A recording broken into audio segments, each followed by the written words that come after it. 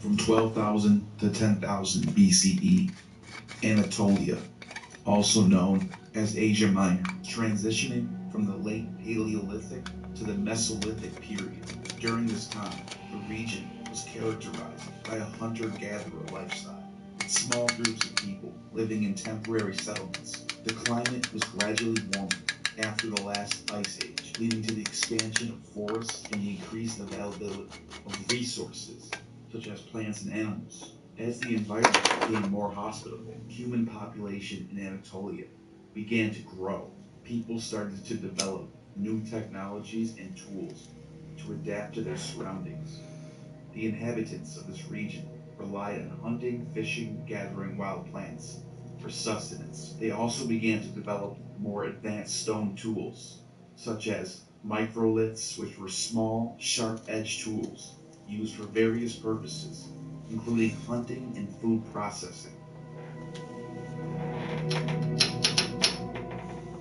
During this period, there is evidence of increased social interaction and trade between different groups of people in Anatolia. This exchange of ideas and resources likely played a significant role in the development of new technologies and the eventual rise of agriculture in the region, it is clear that between the time of 12,000 to 10,000 BCE, significant change and development in Anatolia, setting the stage for the emergence of more complex societies.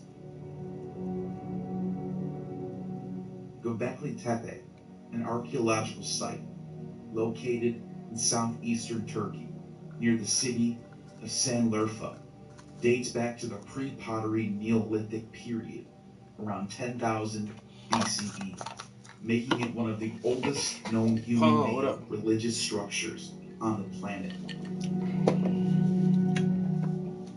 Don't play me, bro.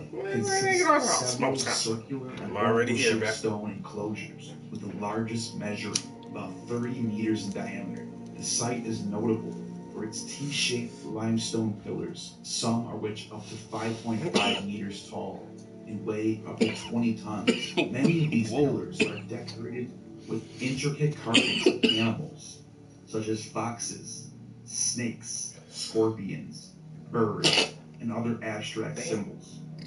The purpose of Göbekli Tepe remains a subject of debate among archaeologists and philologists. Some believe it was a religious center or sanctuary, where others think it may have just been a social gathering place. The site predates the invention of pottery, metal tools, and advanced agriculture, which has led some researchers to propose that it may have played a role in the transition from hunter-gatherer lifestyle to a more settled agricultural society. One of the most intriguing aspects of Göbekli Tepe is the apparent lack of permanent habitation. There is little evidence of houses or domestic structures, suggesting that the site was not a permanent settlement, but rather a place visited periodically for religious ceremonial purposes, similar to what we see at Stonehenge. Okay, if Göbekli Tepe itself still on the clock, just got back from the grocery store, about to crack a beer until I get off. Ain't nothing like it, bro. But the title of this clip is "The Oldest Religion in the World is Insane." I like talking about ancient religions and shit, man, ancient cultures. So he started watching it, and he's so far he's just talking about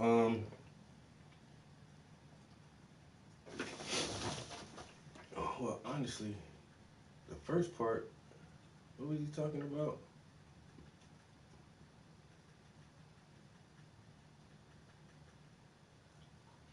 Oh, different tools and stuff, and like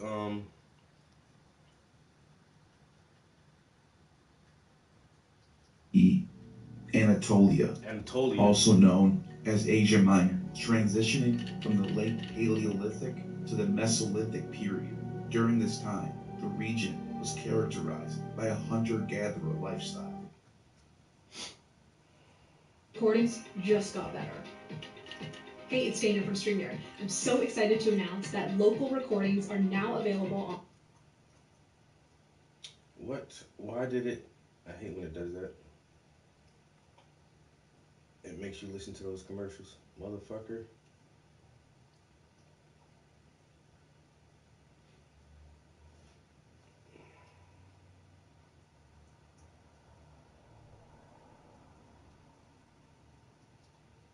Lifestyle. With small groups of people living in temporary settlements, the climate was gradually warm. So, I don't know. He's just basically talking about ancient man, Anatolia. Then he goes to Turkey and talks about Göbekli Tepe. So I don't know.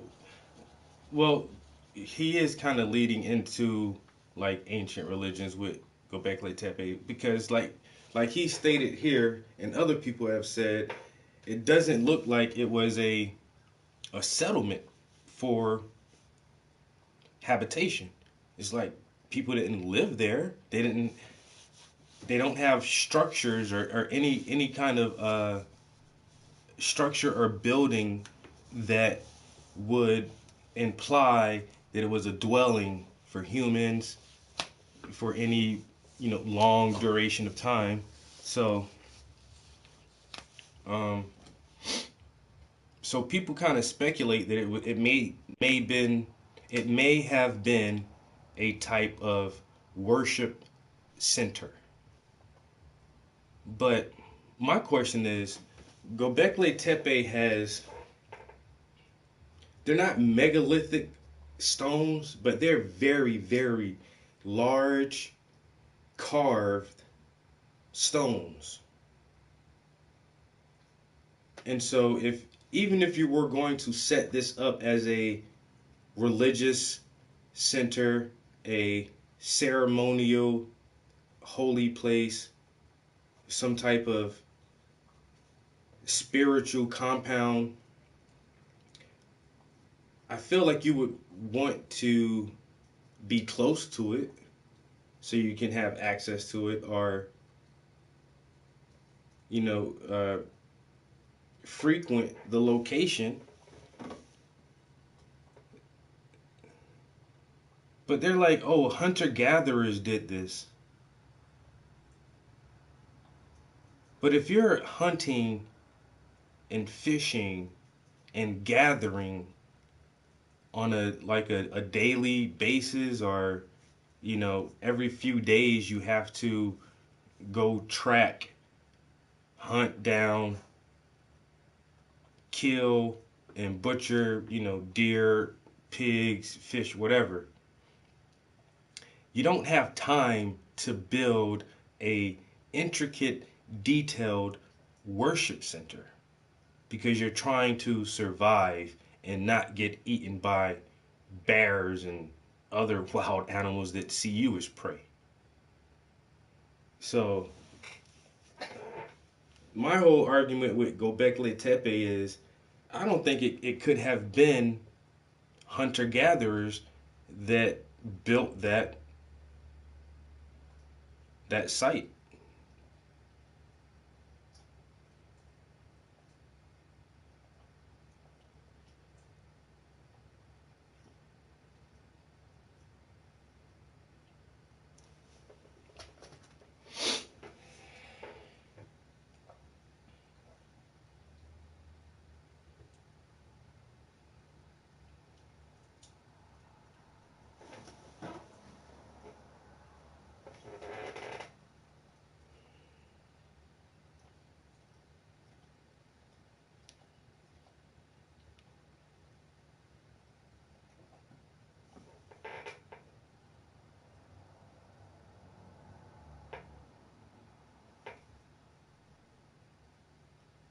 Only reason I remember is because he was telling me the client about it on a call when he got back.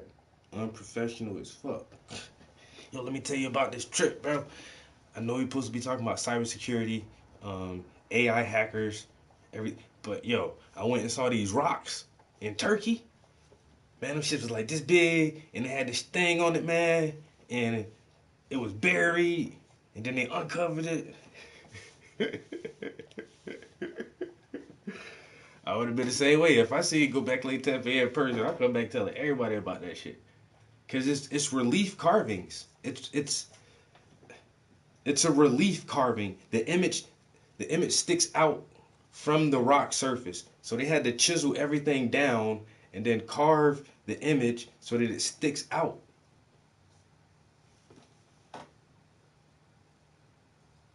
So it's too much in order to like arrange this structure. So you have to have forethought of what the finished project would look like. So you need a plan. Most of the time, to plan something like a project or a task like that is going to take a period of time. You're not going to do this in one day. This is going to take a while to complete this. Most of the time, in order to keep a set of plans structured and organized over time, they need to be written down. Hunter-gatherers didn't have a written language because you have to be able to communicate and share ideas and instructions, concepts in a linear manner where everybody understands what we're doing, what we're all working towards to achieve. Okay, now hunter gatherers, they did have to have tools. So by the time we were hunting and gathering, we already had spears and arrow. We had flint tips and cutting edges from stones. So we were already making rudimentary to us, but very advanced tools and weapons at that time. But we didn't have fucking uh, diagrams and blueprints and you know, rough drafts and sketches of what, you know, each animal will be on each pillar. Like that takes a lot of effort and work to even just organize the plan itself. Could hunter gatherers have done that and then work on this project? You know, once you start carving, what you need to work on this for hours at a time. That means while you're working or carving and moving or quarrying first, you have to quarry the stone, you have to shape it, move it, erect it, finish it, put the reliefs on it. It's like, man, doing it, you ain't got time to go get food and eat. You, man, while you working and chilling all day, man, you getting hungry and thirsty all day. So in order to even do any kind of in-depth labor like that, you already got to have a surplus of food ready. I can't work all day without eating.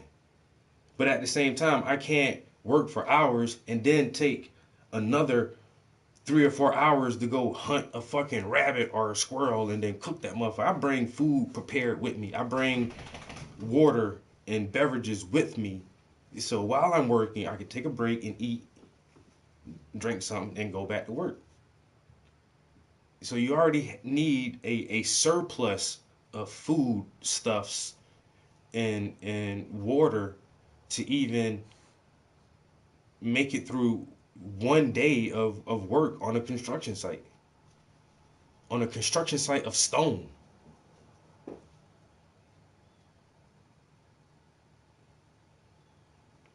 You gotta plan for the scope, bro.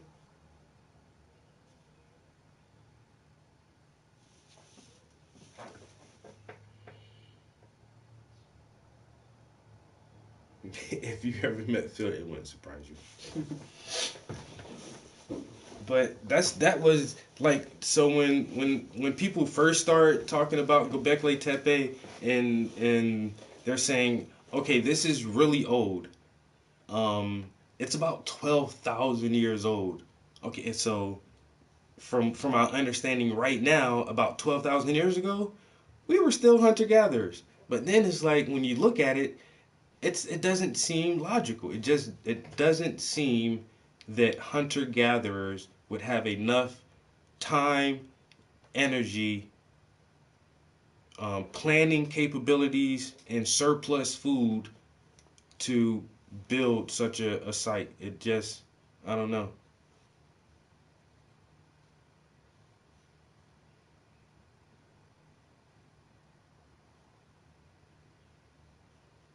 I don't know, man. And at that age in human history, at that period, men were men and women were women. The men went out and hunt and killed animals, and the women protected the kids and uh, fed and tended to the children. And the men went out and did manly shit. So once again, in a culture like that, if the men are working building this structure, the women aren't out hunting and doing and tending to the kids. It just doesn't seem possible at that time. It seems that you would already have to have some type of permanent settlement and some type of agriculture already established. before you can even begin to take on a project as big as Göbekli Tepe. You would have to have a permanent settlement. You could not be a hunter gatherer and engage in such an enormous endeavor. It just doesn't seem possible. But everybody, that's the theory right now, is that's what it was. And it's like, After the last but ice really? age, leading to the expansion of forests and the increased availability of resources, such as plants and animals. As the environment became more hospitable, human population in Anatolia began to grow. People started to develop new technologies and tools to adapt to their surroundings. The inhabitants of this region relied on hunting, fishing, gathering wild plants for sustenance. They also began to develop more advanced stone tools, such as microliths, which were small, sharp-edged tools used for various purposes, including hunting and food processing. During this period, there is evidence of increased social interaction and trade between different groups of people in Anatolia. This exchange of ideas and resources likely played a significant role in the development of new technologies and the eventual rise of agriculture in the region. It is clear that between the times 12,000 to 10,000 BCE, significant change and development in Anatolia, setting the stage for the emergence of more complex societies. Göbekli Tepe, an archaeological site located in southeastern Turkey, near the city of Sanliurfa, dates back to the pre-pottery Neolithic period, around 10,000 BCE, making it one of the oldest known human-made religious structures on the planet.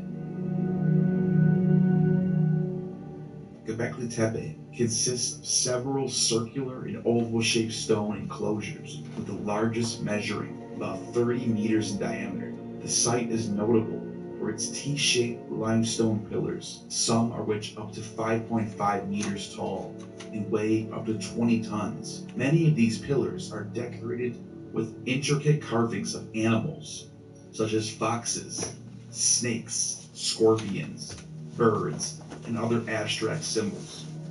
The purpose of Göbekli Tepe remains a subject of debate among archaeologists and philologists. Some believe it was a religious center or sanctuary, where others think it may have just been a social gathering place.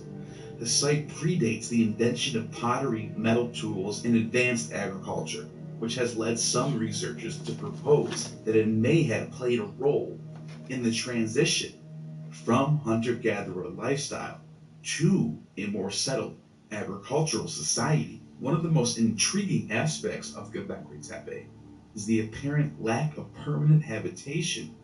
There is little evidence of houses or domestic structures, suggesting that the site was not a permanent settlement, but rather a place visited periodically for religious ceremonial purposes, similar to what we see at Stonehenge. The site was intentionally buried. Yeah, but they said around that 8,000 BCE, that Stonehenge. possibly as a means of decommission. They said that Stonehenge was erected by the Druids. And the Druids already had settlements and agriculture. So, like I said, that's my argument. They said this it could have been the transitioning phase between hunter gathering and becoming having more permanent settlements, but I don't know. A lot of people still say, "Oh, they were Stone Age hunter gatherers."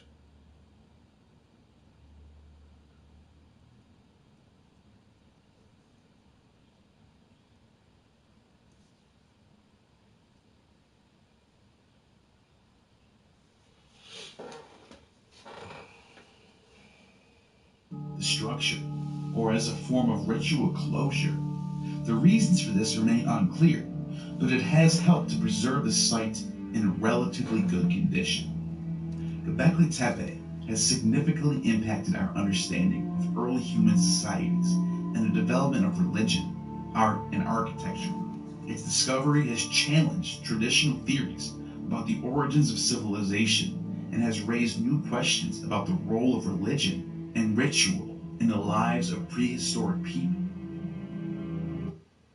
Recently, and for no reason at all, I asked Mint Mobile's legal team if big wireless companies are allowed to raise prices due to inflation. They said yes. And then when I asked if raising prices...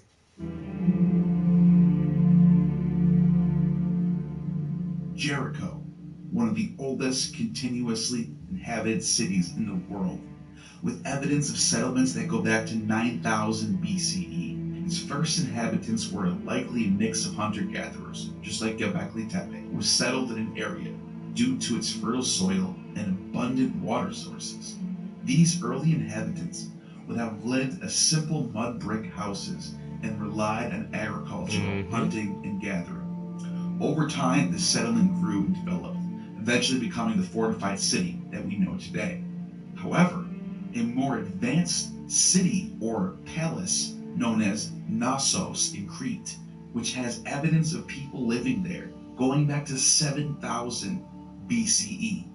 This may be the first real city in the world. Now, Knossos would not have existed as the ancient Minoan palace that we know of today. However, it does have evidence of some sort of building structure located where the palace was built, which means that Knossos as a city can be traced back to 7000 BCE. The Minoan civilization, which was centered on the island of Crete, did not emerge until 2700 BCE.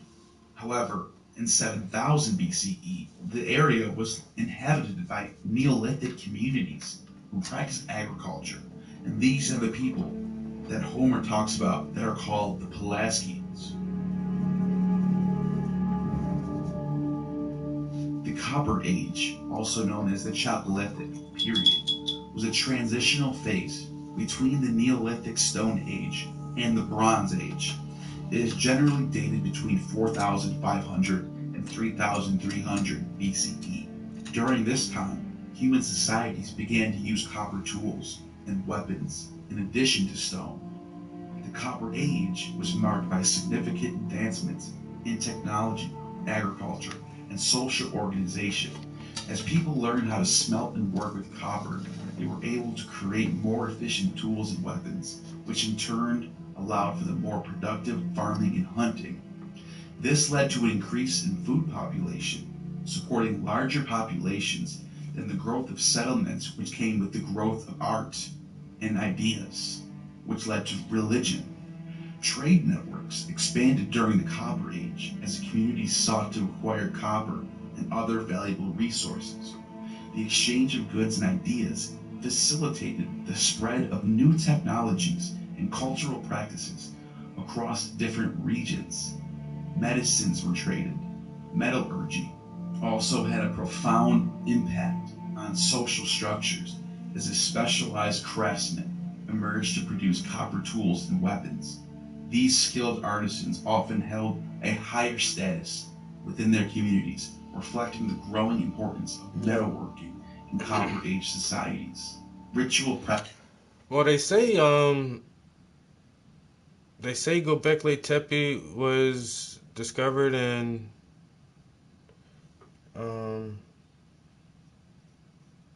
2006 or the late 90s or early 2000s. They found it, and when they started digging it up, it was like, God damn, there's a lot. Like they say, it appeared to be buried on purpose for some reason. Like, I don't know, but it's these large T-shaped stone blocks, and each block has a carving on it. It's a jaguar, a monkey on one. I think a person is on one, and there's I don't know, like I think the blocks on the inner circle have art on it, and then it's like 2 or 3 rings of them that expand what they've uncovered, and I think they got like, I don't know, 30 or 40 something different structures marked out so far. But then as they do more seismic investigation, it seems like there's a lot more to this complex that's still buried.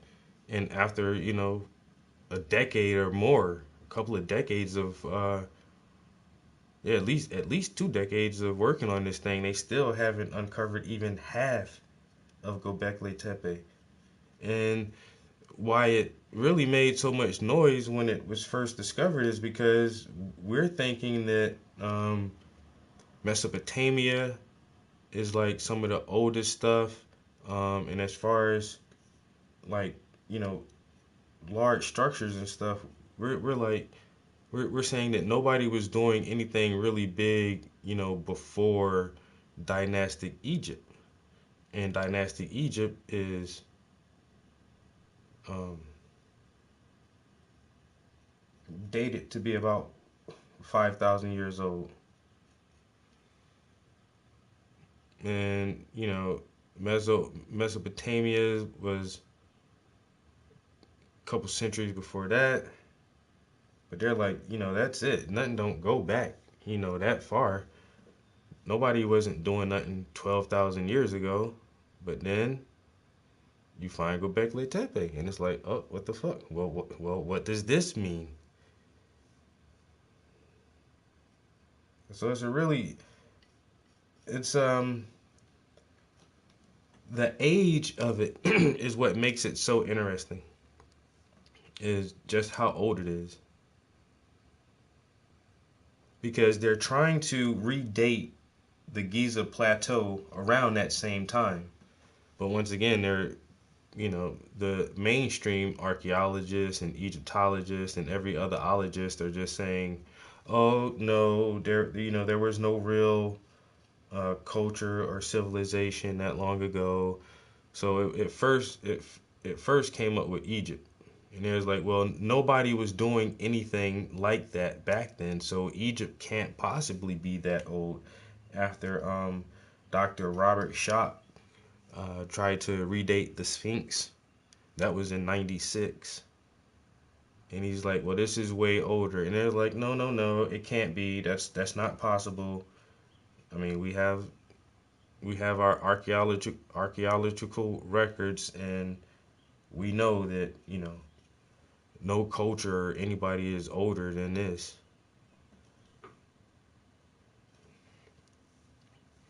And the motherfuckers in Turkey proving their ass wrong. And now historians just have to accept that shit because it's there. We can see it. We've been excavating and shit for 20 years. So now, how do you rewrite history? Oh, they were just hunter gatherers. It no, it can't be. This site is too complex.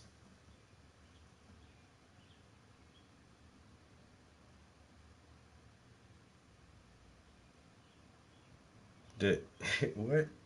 In case the bag of hot Cheetos, future generations are going to find that shit and are going to be trying to figure out why it was there. Egypt is like the little baby brother of Kush. Kush was way older. Yeah.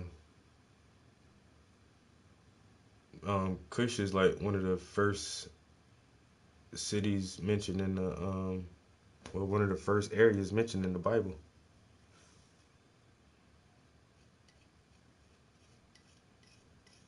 Kush in Ethiopia. I just heard that beep. I think my smoke detector needs a new battery. Just give them a sec.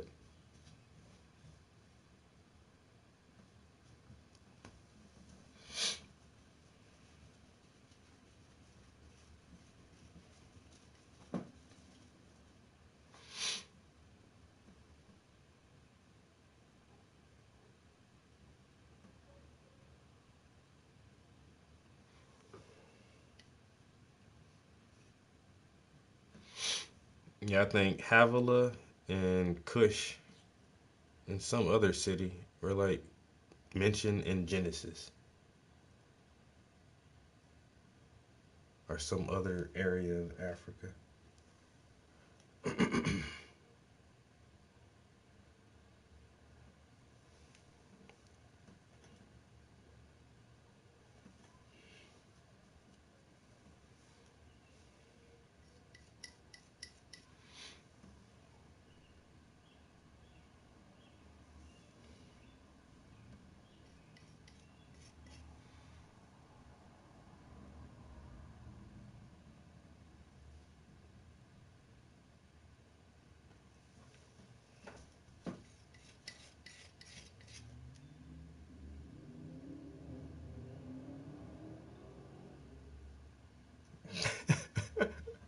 You don't hear that? Hear what? Beep! Oh shit. I feel triggered.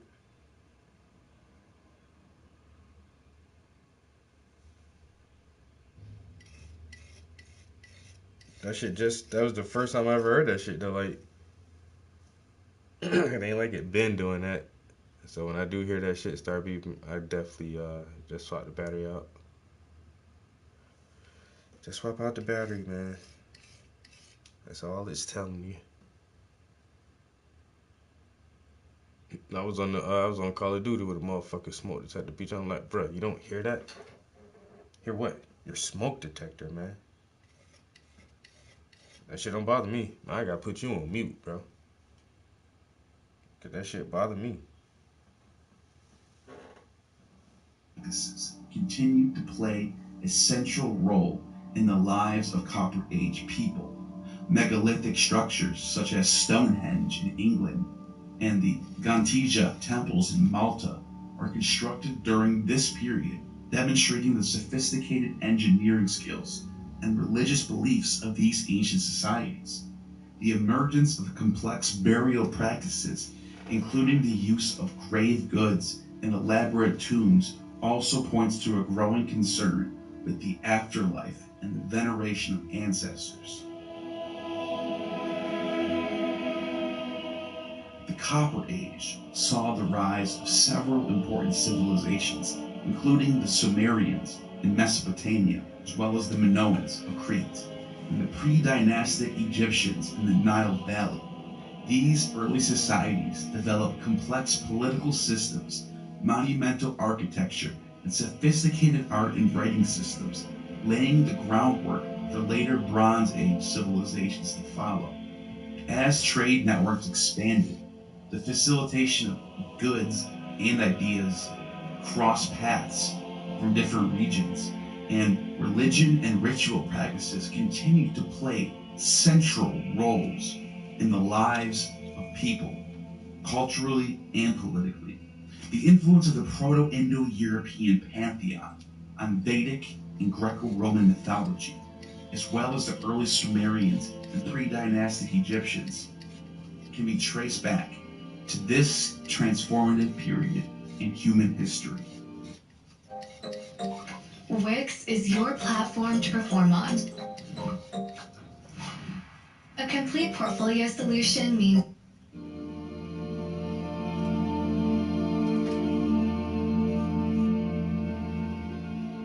the Proto-Indo-European pantheon of gods is believed to have originated in the Pontic-Caspian Black Sea steppe region, a region that spans from modern-day Ukraine, Russia, and Kazakhstan all the way over to Europe. As the Proto-Indo-Europeans migrated and interacted with other cultures, their religious beliefs spread and evolved. The Vedic religion, which emerged in ancient India around 1500 BCE, shares many similarities with these Proto-Indo-Europeans. For example, the Vedic god Indra, the king of the gods, the god of thunder, is strikingly similar to the Proto-Indo-European god Perkwanos. Similar, the Vedic god of fire, Agni, can be traced back to the Proto-Indo-European god Angwanos. The influence of the Proto-Indo-European pantheon can also be seen in Greco-Roman mythology. The Greek god Zeus and the Roman god Jupiter Both share characteristics with the sky god Dies Ptar. Additionally, the Greek god of the sea, Poseidon, and the Roman god Neptune have similarities with the Proto-Indo-European god of water, Hypnomnephtos. The Sumerians, who inhabited modern-day Iraq, developed one of the earliest known systems of writing, the cuneiform script.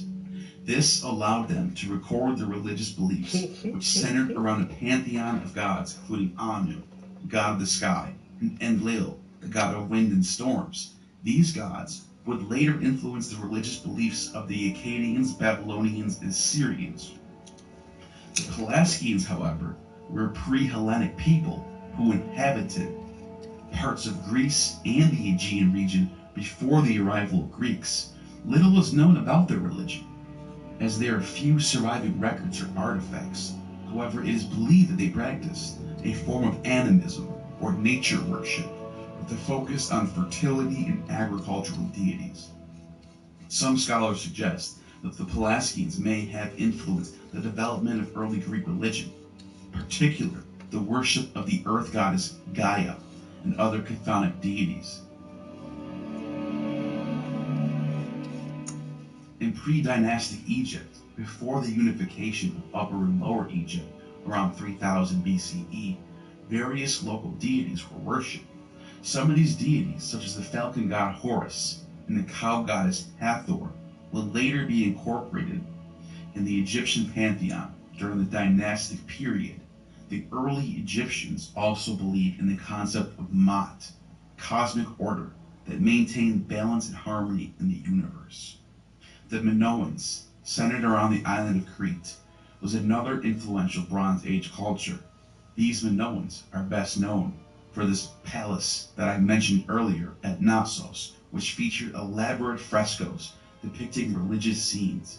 Minoan religion appears to have been centered around a great goddess who was associated with fertility, nature, and possibly the underworld. The Minoans also had a male god, depicted as a bull or a bull-headed man, who, connected with Bacchus, may have been the consort to the great goddess. Dionysus shows up in the earliest forms of writing, as well as hieroglyphs, predating writing itself. The Minoan religion was centered around the worship of these various deities, with a strong emphasis on the female goddess, the serpent goddess. The primary deity was this mother goddess, who was associated with animals and nature. Other important deities, the master of animals and Skyfather, were part of this pantheon.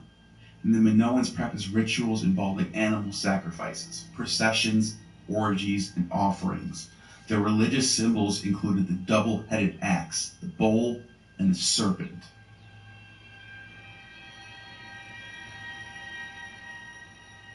The Roman pantheon was influenced by these various cultures. Romulus and Remus, the founders of Rome.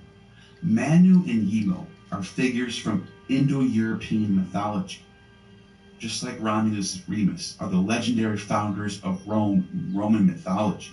Manu and Yemo are believed to be the first man and first king, respectively, in the Indo-European mythological tradition.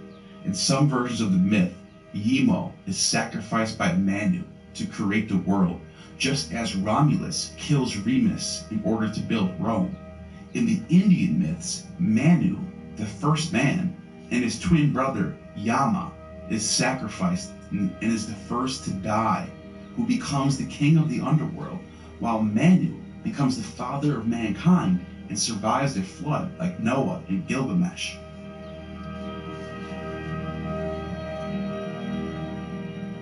The god Mars, the Roman god of war and oaths, is connected to the Proto-Indo-European god Maorz, the deity of war and storms. This figure is also related to the Greek Ares and the Hindu Marutas. Neptune, the Roman god of the sea, is linked to the Proto-Indo-European Neptos, the deity of water and underworld. This figure is also related to the Vedic god Napat and the Irish god Nakat. Minerva The Roman goddess of wisdom and war is associated with the Proto-Indo-European goddess Jesus, the deity of dawn, and this figure is also related to Athena and Eos, and the Hindu goddess Ushas. Venus, also related to this goddess as well, is the goddess of love and beauty and fertility, also the dawn goddess, who is known in Latin as Lucifer, Lightbringer. Halos is the figure in the Proto-Indo-European pantheon related to this. There is also Perquanos, the lord of oaks, which reminds one of Zeus of Dodona, one of the ancient wonders of the world, surrounded by oak trees. And like Perquanos, he is a sky god connected with thunder and lightning. Obvious connections to Indra as well as Zeus. Keranos, the name of Zeus' thunderbolt. The Herkina, spring nymph, associated with the river of the same name, identified with Demeter. The name could be a borrowing, as it rather follows a Celtic sound law, which explains why Indra and Dies Pitar in Hindu mythology are two distinct gods, unlike how Zeus takes on the role of both and is synced with Jupiter. Both related to Dies, or Day Father. Jupiter, the king of the gods in the Roman pantheon, is associated with Dies Pitar, the Sky Father. This deity is also the precursor to Zeus, as I've mentioned, and the Hindu god Dies Pitta. This god, although a Sky Father, seems to be connected with an underworld king of Hades known as Dis Pater.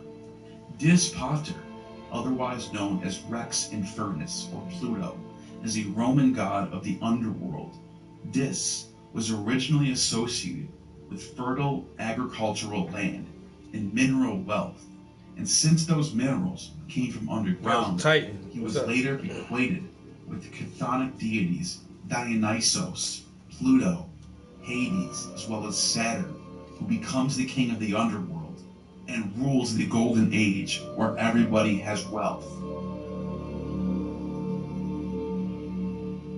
Tacitus refers to the god Odin as Mercury, Thor as Hercules, and Tyr as Mars. He calls the Isis of the Suebi, who is known as Freya.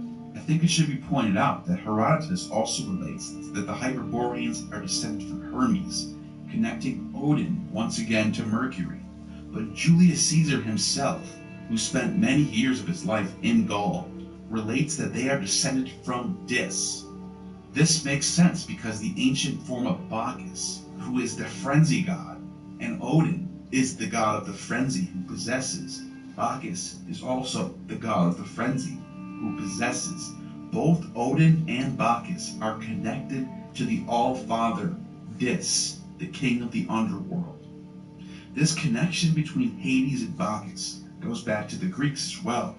Here we see two depictions of Bacchus and Hades, both looking identical. Black beards, ivy wreath crown, and holding a thyrsus staff. Saturn's role as the devourer and underworld king can be traced to Egypt. Sobek, also known as Seb or Geb, is either depicted with the head of a snake or a crocodile, as he devours the souls of the wicked. In Greco-Roman Egypt, Seb or Geb was equated with the Greek god Kronos because he held a quite similar position in the Greek pantheon as the father of the gods, Zeus, Hades, Poseidon, as Seb did in Egyptian mythology. This equation is particularly well attested in Neptunus in the southern Phaedo. Seb and Kronos were here part of a local version of the cult of Sobek, Lord of the Four Corners, the crocodile god. The equation was shown on the one hand in local iconography of the gods, in which Seb is depicted as a man with attributes of Kronos, and Kronos with the attributes of Seb.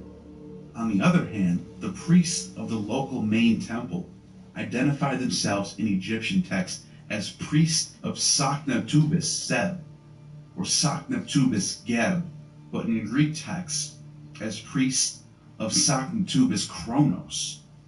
Accordingly, Egyptian names formed with the name of the god Seb or Geb were just popular among local villagers, as Greek names derive from Kronos, especially Cronion. What happened to no one being ready by breakfast? This happens. Lego with Lego. In the case of the Egyptians, it was this destroyer, Seb, who take. Dude, you're drawing that shit out for no reason. What the hell?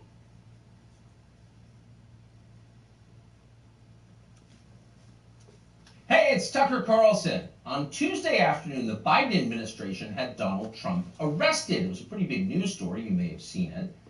Just before 9 p.m. that night, as part of its coverage, Fox News.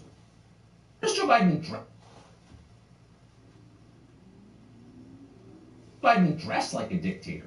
He doesn't do photo ops in mirrored sunglasses driving a sports car to convince you that he isn't frail and senile, but instead powerful, virile, and wise. That's just not his style. If Joe Biden was a dictator, he'd be wearing epaulets and carrying a tasseled riding crop. And he isn't yet, so calm down. If he was a dictator, Biden's speeches would look like Nuremberg rallies. A blood-red backdrop, armed soldiers by his side, screaming about crushing his eternal enemies. Honestly, Biden did come close to that one time last September at a speech in Philadelphia. But it wasn't in any sense dictatory. It was necessary. As MSNBC assured us at the time, quote, Biden aimed to showcase his faith in the military apparatus and its ability to back the democratic order. See, it was about democracy, not dictatorship. No cause for alarm. He is not a dictator. A dictator would stockpile ammunition for his own bureaucrats, including his tax collectors. He'd redefine the legal code to make disloyalty to the regime the most serious crime. He claimed dominion over the most intimate parts. He said I should go on a talent show. This is some talent. Appreciate it. I'm calling it cap. I heard a lot of discrepancies. Homology was part of my grad curriculum.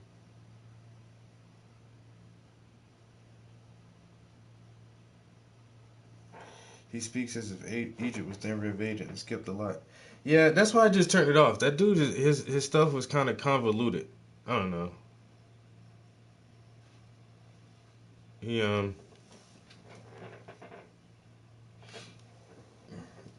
wasn't very thorough with his information. I gave it a shot and I listened to more than half of it, but yeah, he couldn't hold me to the end. I wasn't learning anything from it. Victoria, if I'm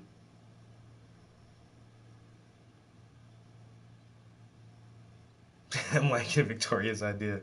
All right, Victoria and Jessica, if you guys just Google my name and put artist behind it, Travis Prince, artist, you'll see my stuff pop up.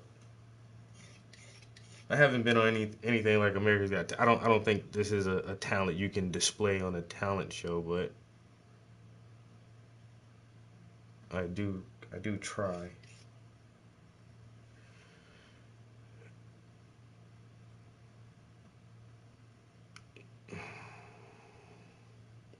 But we're listening to Tucker Carlson has his own show on Twitter. Fox tried to silence him. They can't stop that man. Tucker say, I'm going to spread the word. Even if I got to do it solo dolo. And that's what they don't like. He can do it by himself. And his first little Twitter show got over 100 million views in like less than a week. Yo, Fox News can't compete with that. Fox News, their clips don't get 100 million views. People only watch Fox News for Tucker. And y'all got rid of him? Like, that was the dumbest move y'all could have made. The only reason I watch Fox News is to watch Tucker's show.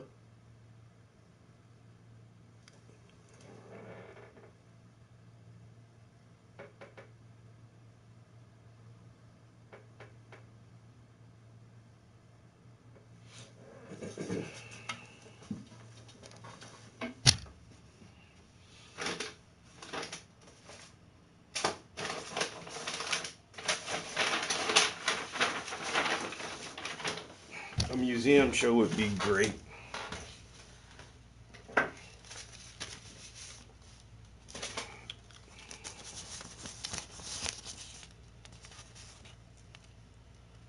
This was from last year. Getting ahead on art. Local artists Everhart exhibit amplifies African American voices.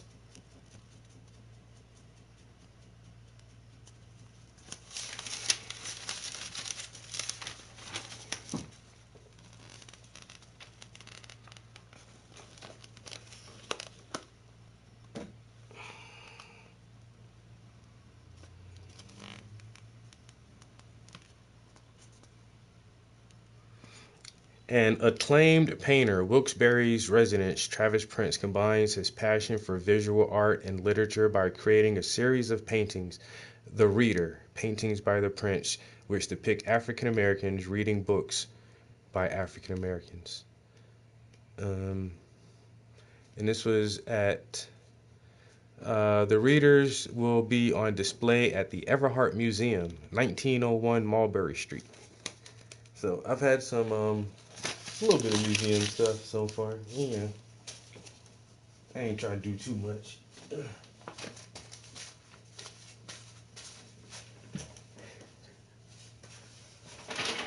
I'm like local famous. I'm just kind of local famous. So this is our Lackawanna County 2023 Visitors Guide. And if you flip to the mural section, here's my mural that I did, and they gave me the biggest picture. I was like, yo, why is my picture bigger than everybody else's picture? But that's what's up though.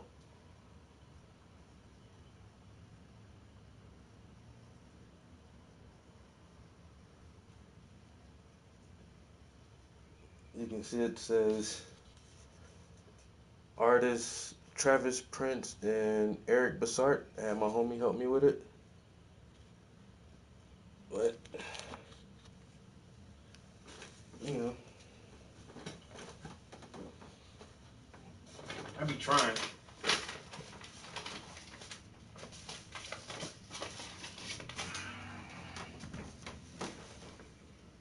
This is currently going on right now.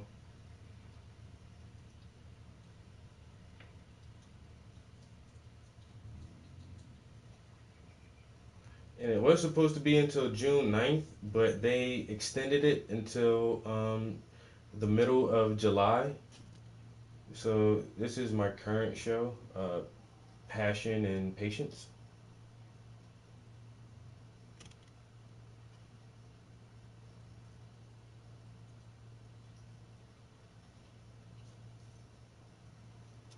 I know, I know, bro. I've been to some galleries in New York and priced some stuff, and I'm like, geez. But I sold a couple of pieces for some thousands. One of the local university, the University of Scranton, they actually purchased one of my paintings to keep in their private collection. I almost had the State Museum of Pennsylvania purchase a painting from me, but there were some discrepancies and they chose not to buy it. I'm like, it's all good though. But yeah, I've sold art for a good bit.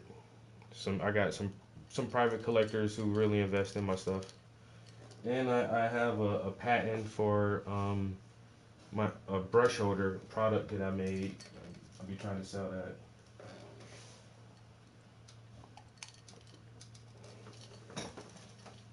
I don't know where what you call it is that.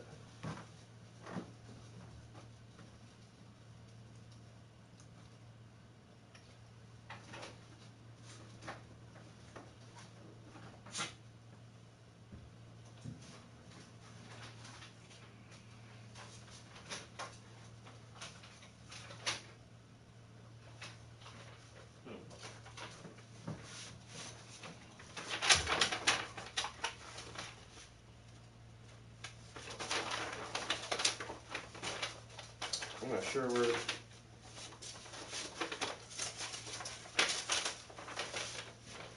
crazy. I'm not sure where I put my patent at. my studio is kind of junky. I just be laying shit everywhere.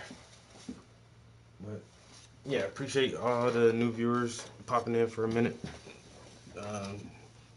Checking out some art. I'll pull the camera back in 1 second.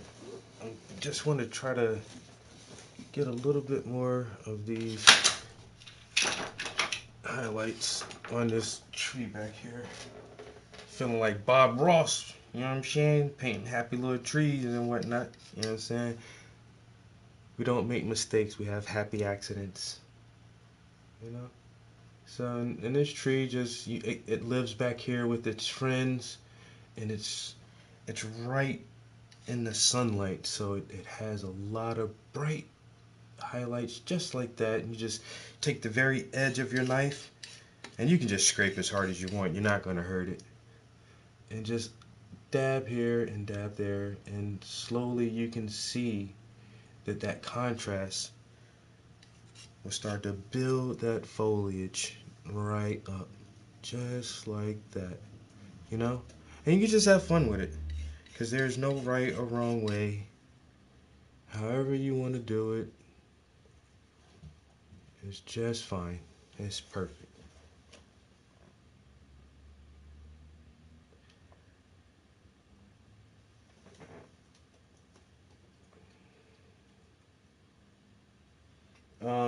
How long did this take you? So I've been working on this piece for a couple weeks now, and now I'm starting to add details to it, but it'll be, maybe another 3 or 4 weeks before I finish with this piece.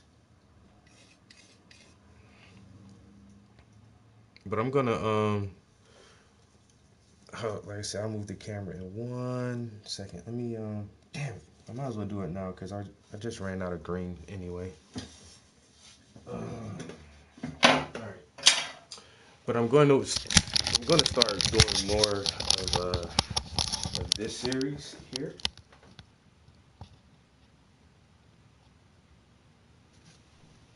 So this is going to be like what I focus on next, and I'm going to focus on the feet series as well.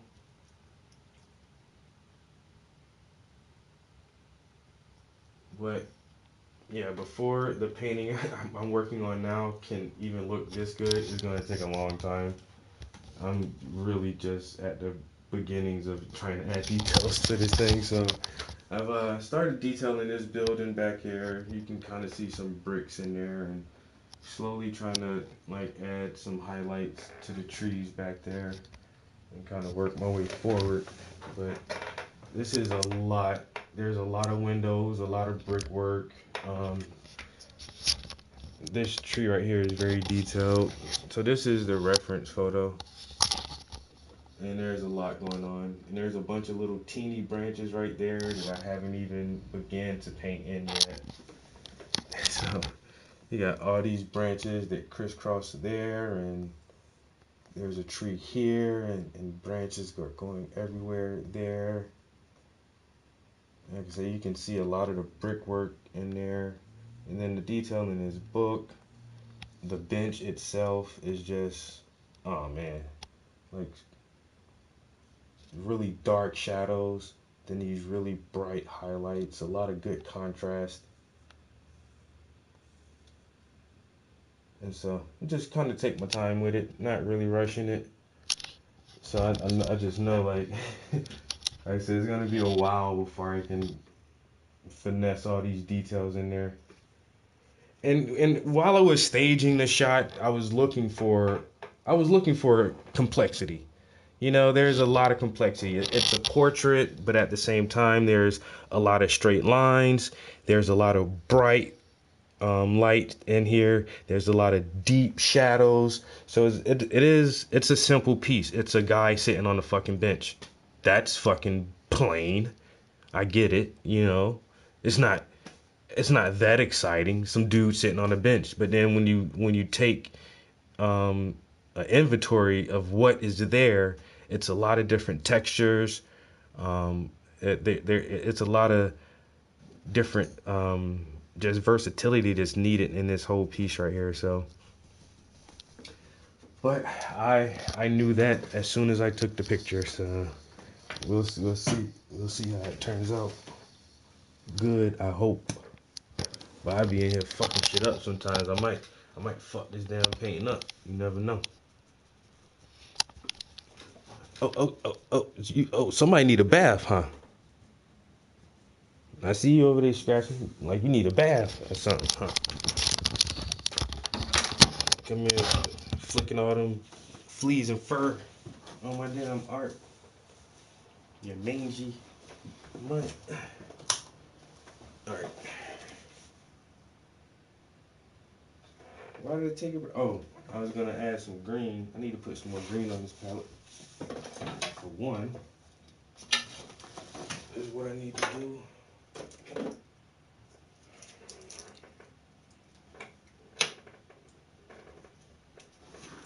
Alright. Let's just stay there for a second.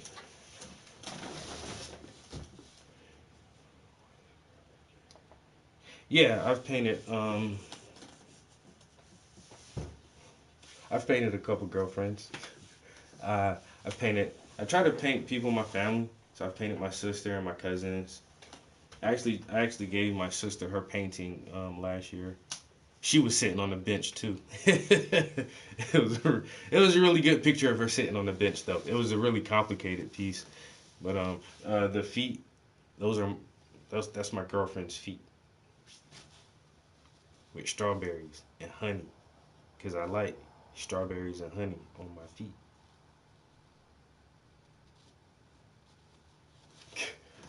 I did some other feet paintings.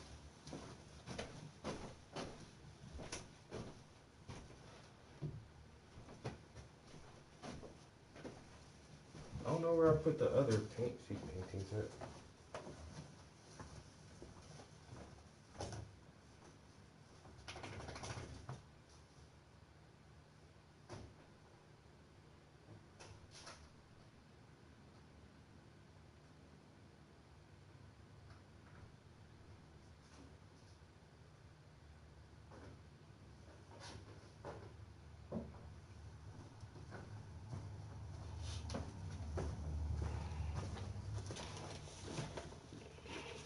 Foot guy. Interesting. What, you don't like feet? Oh, that one will go that way. This one go this way. Hey man, I look at it like this. Women spend thousands of dollars a year getting pedicures and manicures and designs and French nails and all this other shit to make their feet and toes look pretty. I appreciate that. For women who got pretty feet and keep their feet looking nice, thank you. Motherfucking women don't spend all that money to keep their feet looking soft and nice for no reason. Motherfucker, like, you like feet? All women like feet. If your girl got crusted toes, that's between you and her. You know what I'm saying? That's between you and her.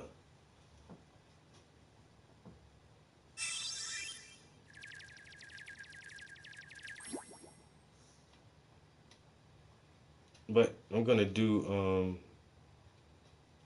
yo, appreciate it, P. Like you can almost just grab that shit right there, just say, damn. No, damn. I wish I can grab a bud that big and get that shit, man. But so I'm gonna photograph a few more of those and photograph a few more of these little whisper paintings, because these are fun. I like these. It's fun and it's cute and it's colorful. So probably do some more of those. But I got these two paintings. So after I finish this painting, I'm gonna work on that painting back there. And then after I do that, We'll work on some alien stuff. This is some Earthquake and Golden Cobra. You ain't never heard of that shit.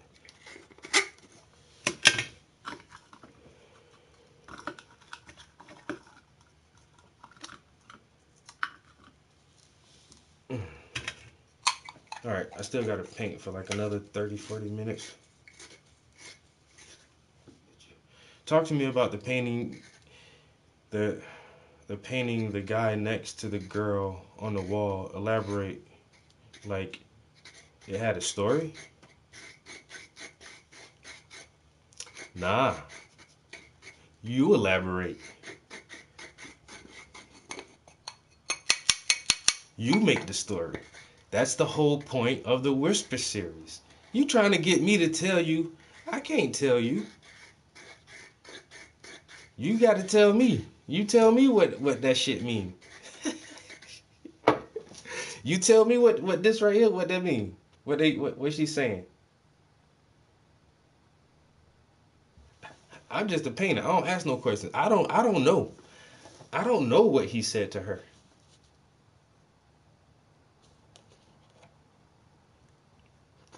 I don't know. It's a whisper. It's that one moment shared between two people. It's those little moments that just make life fun and interesting. And I bet you done whispered something to somebody, and it's you and that person. And y'all the only two who know what you said and who will ever know what you said. It might have been sad, it might have been funny. You know? And so I think that's the whole intrigue behind the Whisper series, is that the viewer gets to create their own narrative and to create their own story of what is being said. You know, in this one little snapshot of a moment, you can make your own story. So all of us get to play a part in the art.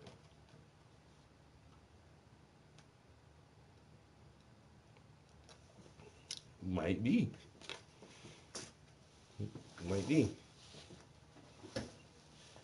Or he could be telling her, yo, you see that dude walking by just now? Yeah, I see him. I was on the elevator with him a few minutes ago, and I farted, and he started coughing, and I ain't even say shit.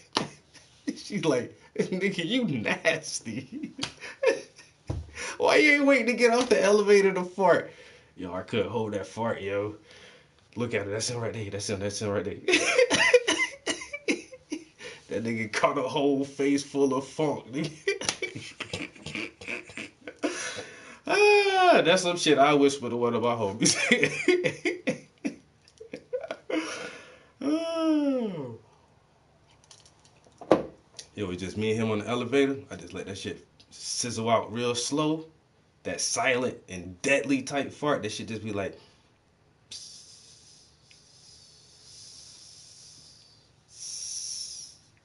And then 5 seconds later, that shit like, poof, fucking nose hair start pricking up. Say that motherfucker started. What the fuck? Nigga, your ass is stink, nigga. That nigga was mad. We was on the 6th floor, coming all the way down to the 1st floor, and I fart as soon as I got on the elevator. You had to ride that shit for 6 fucking floors, yo.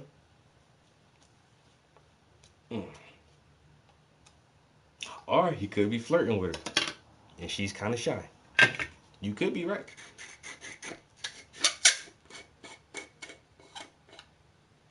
You might be more right than I am. That's just my version of the story. You know, that's just my interpretation.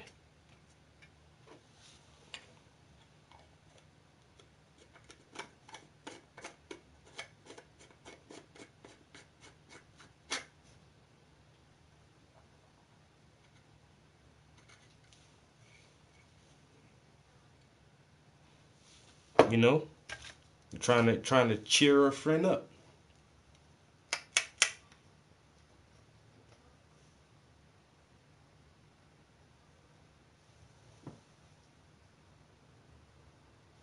I hear this fucking fly in here somewhere. Where you at? Some bitch.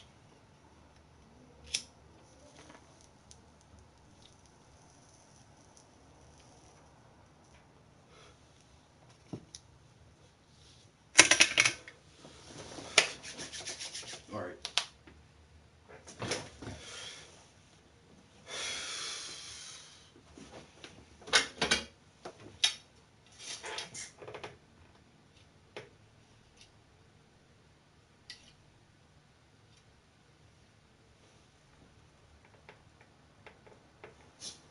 I see you, little bitch.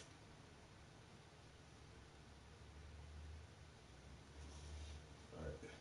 Yep, as soon as you land, I'm swatting the shit out you. Where my glove at? I'm gonna smack this bitch with my glove.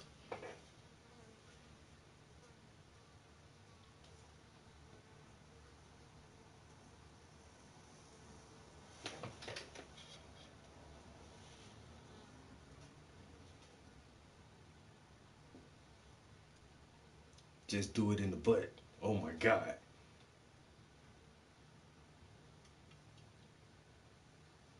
Everybody can see something different. And that's once again, I purposely did it in this way so that we all can have fun with it. And I did another project very similar. It was like a community project where I did a painting, and in the painting there's this brick wall in the background. But I wanted graffiti to be all over the wall, but I didn't want to come up with all the graffiti. So I asked people in the stream trivia questions. And whoever answered the question first incorrectly, they got to tell me something to write on the wall on the painting. So I had 8 or 9 people actually participate in the creation of some of my paintings. And they have their own words and their own sayings on a piece of art that they helped me make. And so that was another way to try to just get the viewer to be a actual part of the art itself. And I think the Whisper series isn't that in depth where, you know, each individual person leaves their own personal mark. But in this way, we can all still have our own narrative and our own story, and we can engage with this piece, you know, on a personal level, because our own imaginations aren't the same, and so everybody would look at it, and like you said, it may look like some flirtiness going on, but people may not say. I think he was telling a fart joke. You don't know, and so I think that's really cool in a way. And so that's what I want to do. I've done 3 of these paintings, you know, so the first one was a guy and a girl. The second one is 2 girls. This one is another one with a guy and a girl. The next one I want to do like 2 guys, you know, and have like 2 dudes whispering some shit to each other, or maybe a group of people, like a huddle with like 3 or 4 people, and have somebody whispering something to the group, or you know. It's not graffiti if you don't use Wu-Tang sign. Everybody already know that. You got to tell me that. You preaching to the choir, brother. You preaching to the choir. You gotta have a Wu-Tang sign. Wu-Tang forever. Wu is for the kids. Wu-Tang, Wu-Tang, Wu-Tang. Wu. Old dirt dog, you can't stop me from burying my bone in somebody's backyard. Big baby Jesus. And Ghostface Killer.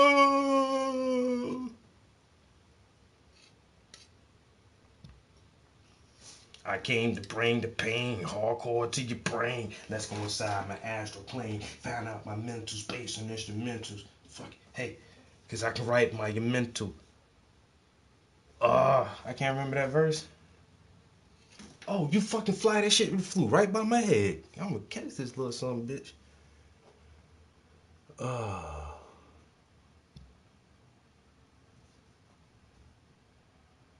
Italian, Is you busting guns or is you styling? Can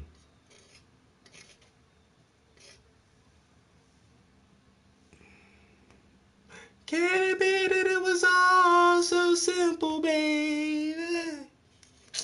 Can it be that it was all so simple, baby?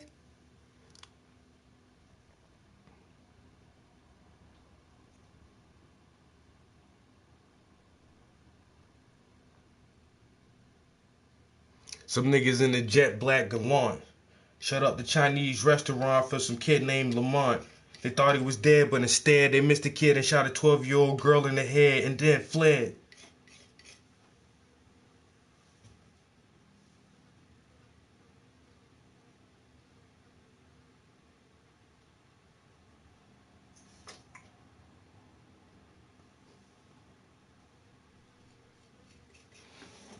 Too many Wu-Tang references? My bad. Watch out. Move. You in my way? You in my way?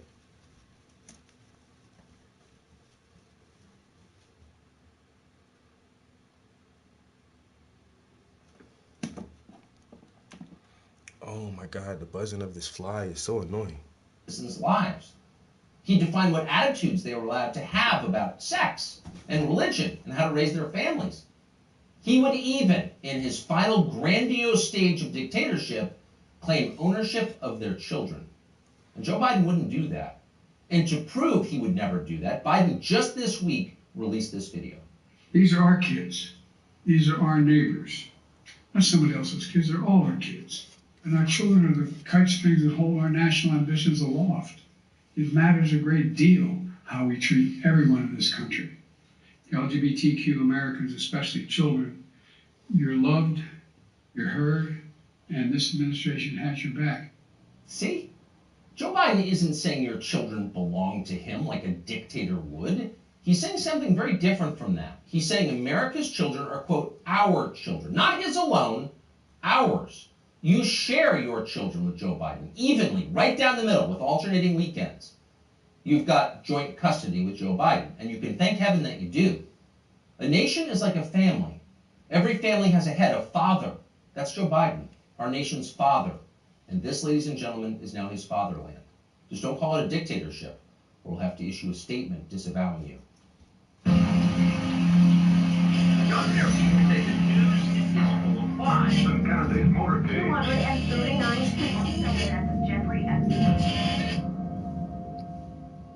Tucker on Twitter. Ooh-wee. Boy, they hating this motherfucker right now. You can't be saying shit like that, Tucker. Can't talk shit about Joe Biden. About Brandon. Let's go, Brandon.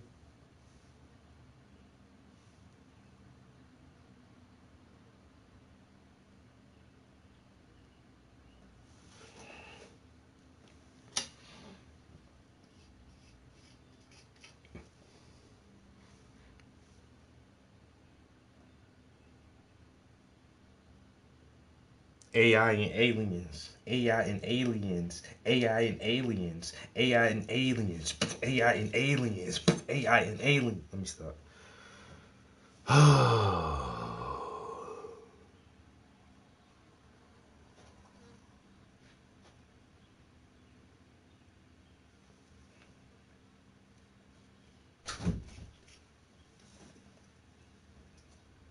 You gonna try to fuck that fly up, ain't it, boo? If you catch it, I'll give you a treat. Let me see your skills, young grasshopper. Catch this fly with these chopsticks. Oh, you don't have thumbs, do you, little pooch?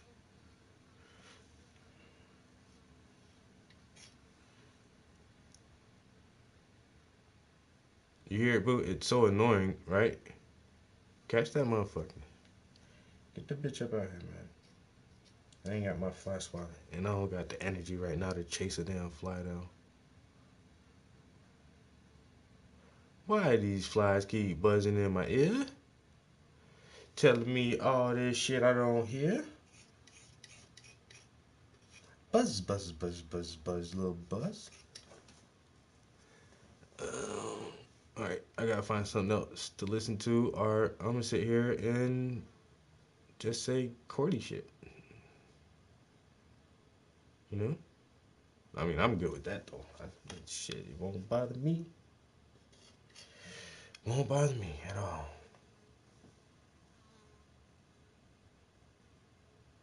Alright, well, I can't take this. Wait, man, shit. Come here, God damn it. Where you at, bitch?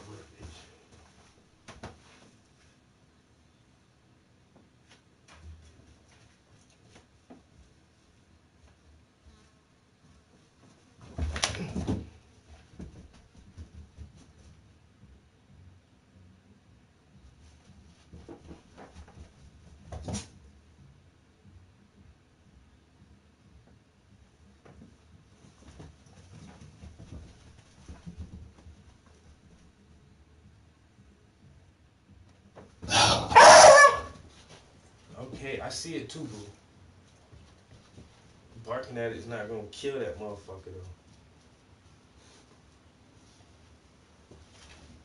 though. Y'all need this bitch to land.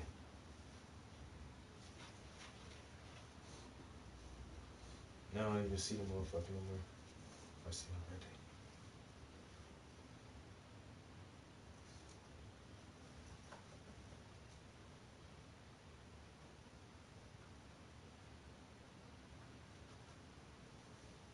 It's a fucking pretty energetic flyer. This bitch don't want to fucking stop flying. Leave your bitch ass down.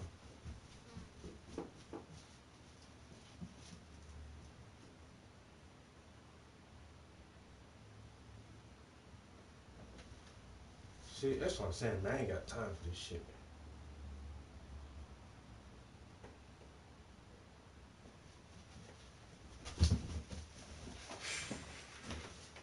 I'm forgetting on my damn nerves. I swear, though.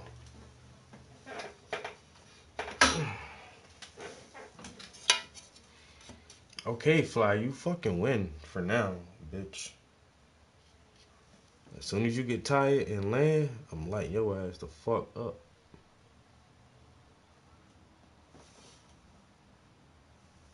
Bitch, where you at? Finally. Why you gotta land on the light? Now you know I can't smack my light too hard.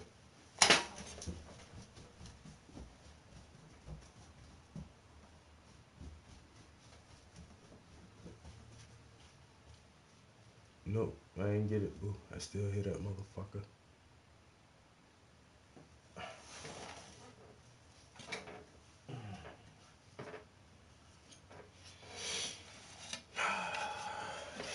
Anyway.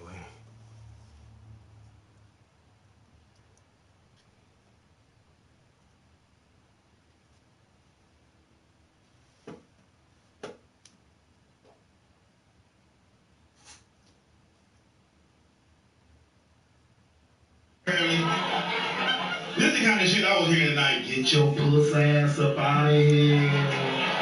The fuck? Get your lame ass up out of your house, old fuck boy. The ghost cussing me out. Take that ugly ass bitch with you.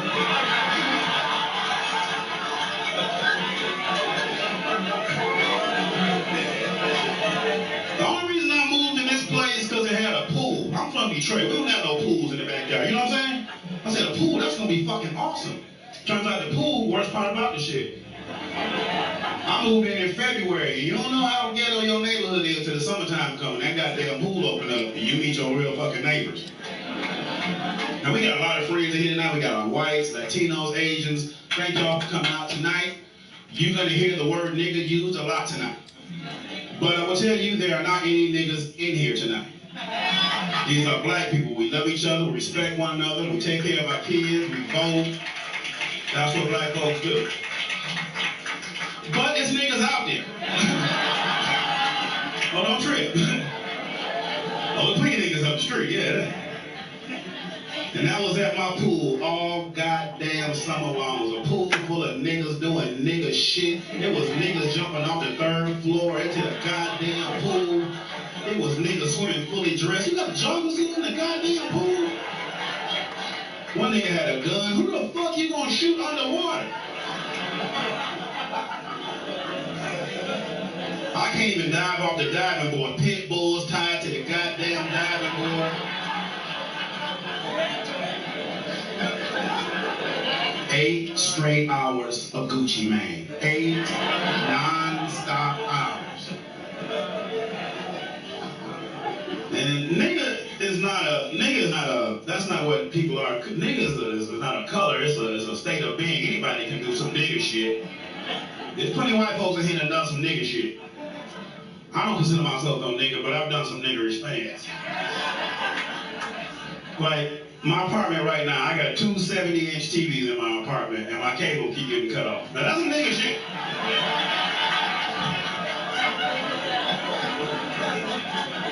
This girl came over like, what we gonna do? I said, we reading tonight, so, $2.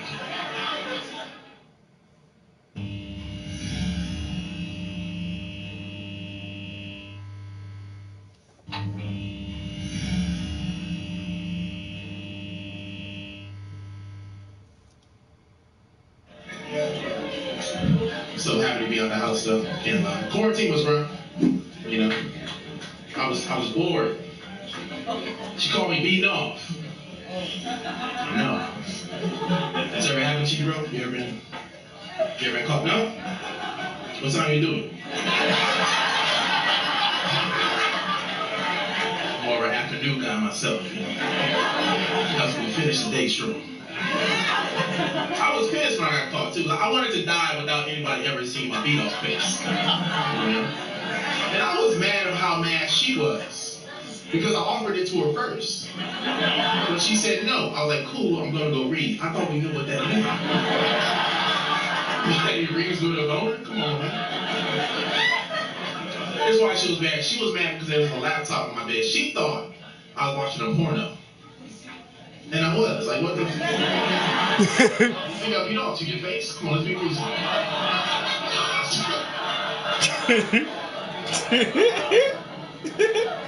I try to explain to her now, I don't really watch porn at all like that. It's not because I'm mature or I think there's something wrong with it. It's just that all my favorite porn stars, they left the game. Remember those you grew up with? They all gone, bro. I'm a relationship guy, man. Fuck these new girls. You know, sometimes when they leave, they don't tell you. They just go. Porn stars should announce their retirement like athletes, man. You got fans, baby. You got fans. There's this one young lady named Michelle Tucker. She didn't drop a new video in like 5 years, and I got worried about her. I thought she tore her ACL, right, baby? I mean, she's fucking overseas. Turns out she quit. Now she sells Herbalife. This is a true story. Another one died not too long ago. Very sad on multiple levels. Because she got a lot of great clips, but I can't watch no more. I can't beat off to no ghosts. Ain't no Ghostbuster man can be out beat off to spirits.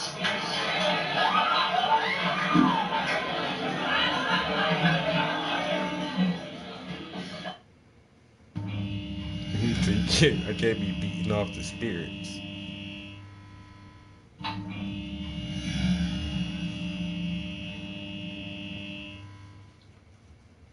Everybody want to act undefeated in the bed. I understand my flaws.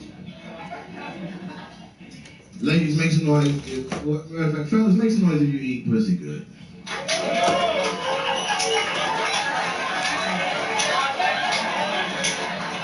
She's looking around. Who ate the pussy? Look, no, you don't. Yeah, you eat it. You do. Come on. I dabbed.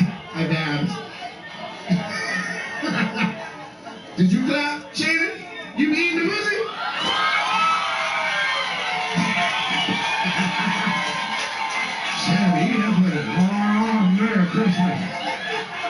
Oh, bitch, Merry Christmas. Look at that pussy freaky Santa. Shannon, you too old to be pussy, man. You people fuck around and that's it. The women don't give a fuck. If you die, you die, man. You get good to it, they'll be like, there it is. Hold on. There it is. Yeah, nigga, you like, don't move, man. You be the pass away. Bring that up. There it is. Make the pussy too long. Every dude in here eat pussy great, huh? Ladies, make some noise if you had somebody eat you out and it was trash.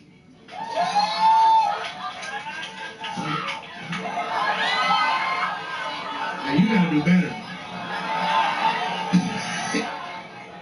Oh, it wasn't? Damn, she said it's not him. He the throat goat. I don't know if that applies for eating pussy. Your throat shouldn't be involved in eating no goddamn pussy. I'll tell you right now. I'm not gonna get in your personal life, but that was a lot, man. He the throat goat. He was like, yeah. Cook them both, nigga. That's crazy. Cook them both. The fuck? Niggas always like that they eat pussy good. Be honest, you ever been eating some pussy and get tapped on your head 2 times? You down there doing your best. You like, sir. Sir. That was a valiant effort. You get an A for effort, but you got to go. You can't do that. You either gotta fuck me or leave. But what you doing down there right now? You are actually eating my pussy. This is crazy. Why are you using your throat? What the fuck? Yeah. That shit is terrible. You just sitting on the edge of the bed, face all shiny like a goddamn Krispy Kreme. You done did your best. Your tongue hurt under here. You're like, bitch, I know I did my shit. I can't even feel my face. Bitch, my jaw disconnected. I did all my tricks. I wrote my name, your name, alphabet. Women don't give a fuck. They be on the group chat, FaceTime, everybody. Y'all want to see somebody that don't know how to eat no pussy? He say he gonna eat my pussy, I wasn't gonna be able to walk. Look at a bitch walking, doing stuff. This nigga say he gonna eat my pussy. He in this bitch using his throat, y'all. He using his throat.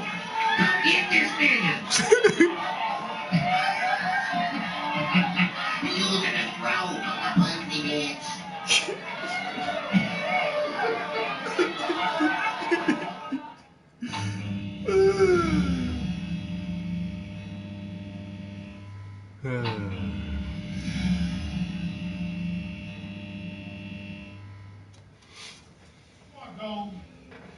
I just want to tell y'all probably noticed by now, but I'm just like a church kid that tells jokes.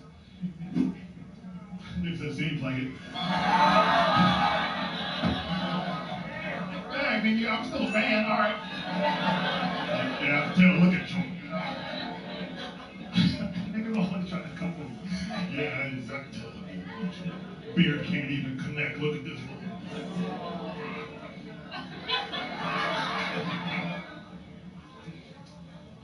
I was a church kid. If you grew up in the hood, every hood had that one kid where after, like while all y'all was outside just jumping rope and playing with the fire hydrant, there was that one kid with Kirk Franklin playing in the background looking through the blinds. Couldn't come outside because he had one Bible to read. That was me, nigga. That was the melodies from heaven, nigga. That was me. But let me just tell you this. I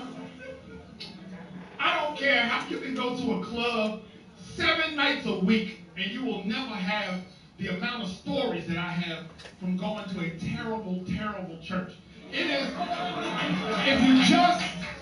if you just want to feel better about your life, find a bad church. It's the best thing you can do for your self-esteem. They do testimonies for people whose lives are worse than yours. And if your life isn't getting any better, just hear the stories of the niggas whose lives are worse than yours. Like, you going real depressing, and then you hear niggas' stories, you like, not doing that bad. Okay. Thank you, Lord. I have been pushed into gratefulness. Thank you, Jesus. That nigga's doing terrible. And this is the 3rd week in a row.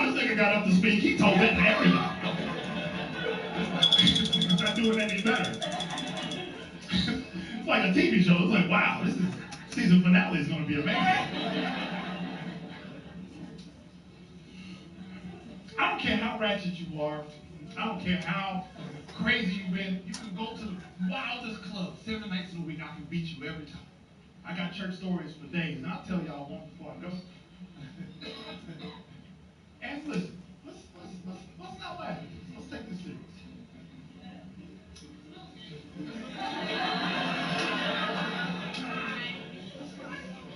Because some people are not going to find this funny. It's the true story.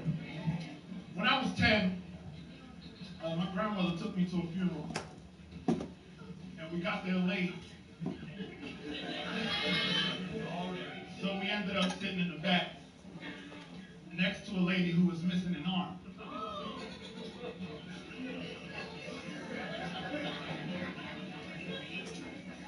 At the end of the funeral, the pastor called her up to say, "Precious Lord, take my hand."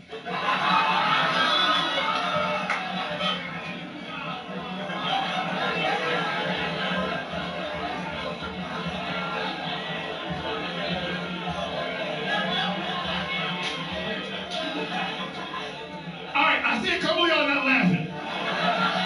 And I gotta be honest, I didn't laugh either. I grew up like to take the Lord serious. And I didn't laugh at first until she started singing. She wrestled that mic off that mic stand with that one hand.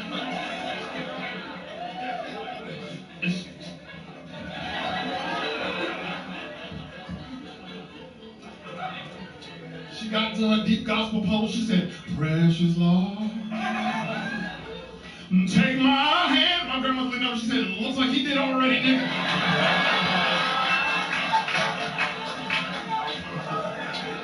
Better shut up before he take the other one. Hey, yo, follow me on IG at the life of KAY.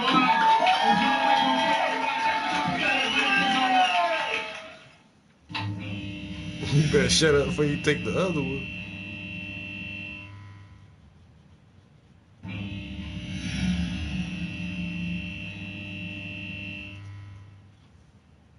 I'm so happy to be out. That was rough. They had us on a curfew in California like we was 14 in this bit.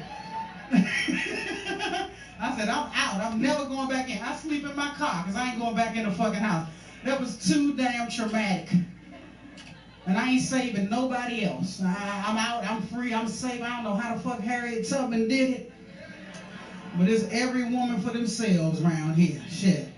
I'm just happy to be fucking out because I sat there, I watched everything on Netflix, everything on Hulu, everything on Amazon Prime, everything on YouTube. I done seen every damn commercial they ever made. And when you've seen every commercial, you start asking yourself questions.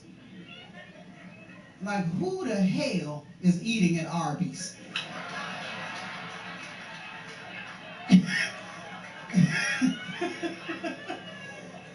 This commercial is on a loop. I ain't never seen anybody go into an Arby's. I ain't never seen anybody come out of an Arby's. I ain't never been on my way to a friend's house and heard her say, "Girl, on your way here, can you please stop and bring me some Arby's?" This is not a conversation that's happened anywhere in the U.S. of A. at any time, and somehow the lights are always on at Arby's. The lights are on at Arby's when they're not on at Motel 6. Somebody explain this shit to me. Like, there's some illegal shit going on. There's some money laundering, Ozark shit going on down at the Arby's. Because I'm going to get to the bottom of this shit. Maybe the Arby's down south paying all the bills for the Arby's up north. It's some... It ain't that. And I'm like, how the hell is this place still open? This slogan is Arby's. We have the meats. Like we know. You got all the goddamn meats. That meat is freezer burned. Ain't nobody buying that shit.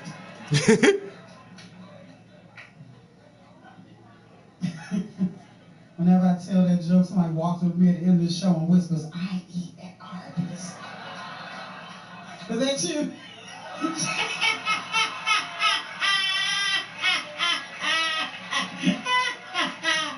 Oh, hell no. They gotta interview you. They make good what? Gyros. I don't even know what the fuck a gyro is. That shit sounds risky, ma'am. They make good gyros. Long John, I don't know nobody eating Long John Silver's either. And I think they had enough dignity to close down.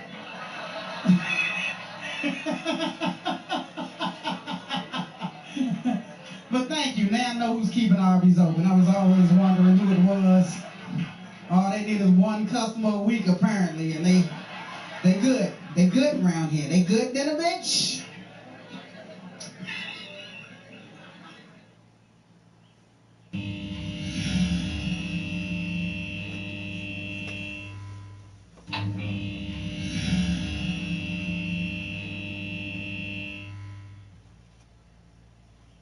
Man, this fucking, you know, the pandemic was crazy too, to you especially, niggas.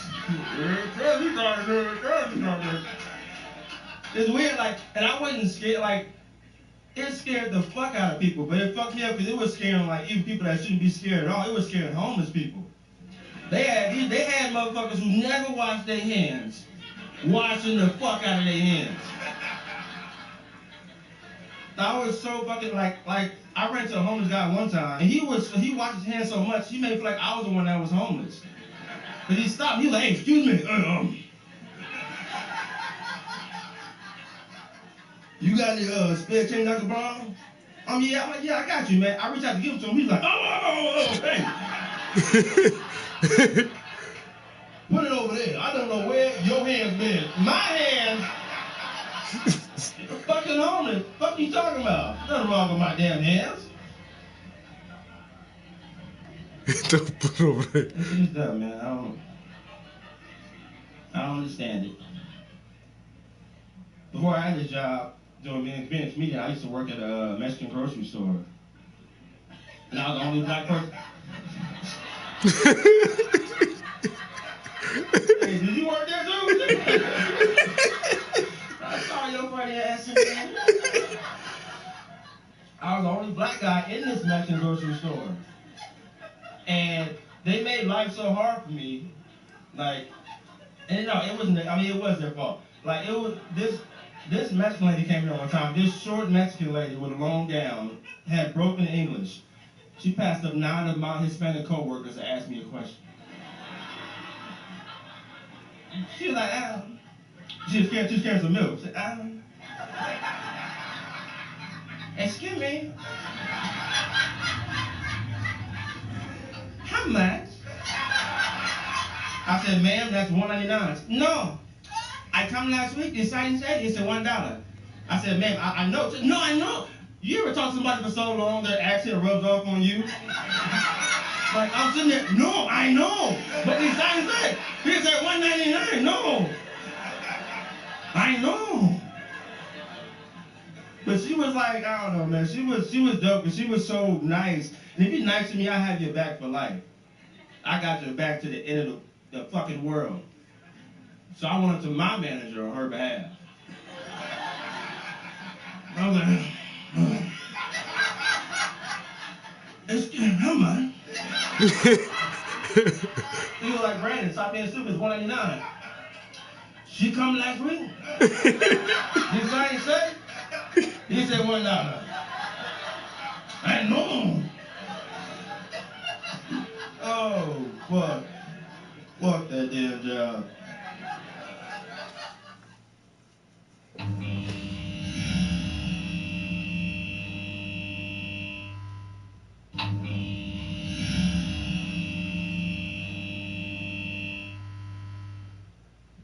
No, my wife's great, man. She's Pakistani. That's not her fault. And I can say that because my family's also racist. And when we matched on Hinge, I Googled her name, and the first search result that came up on Google for her name, it was Arizona teenager jihadist pleads guilty to domestic terrorism charges. And that's a red flag. Right? Because I can't go on a date with a teenager. That would be rough. That would be... inappropriate. Like, I love Euphoria, but I'm not trying to be Drake out here in these streets. All right, some OVO fans. Hell yeah, that's good. You guys know the truth. That's fine. So I clicked on the link because I was curious. I'm like, why did the FBI arrest my soulmate? And I clicked on the link. And this guy, who's not my wife, I'm going to be clear, I didn't marry this dude, okay? This guy was arrested because he was planning on bombing his local DMV. Yeah. And look, I don't want to condone terrorism, but...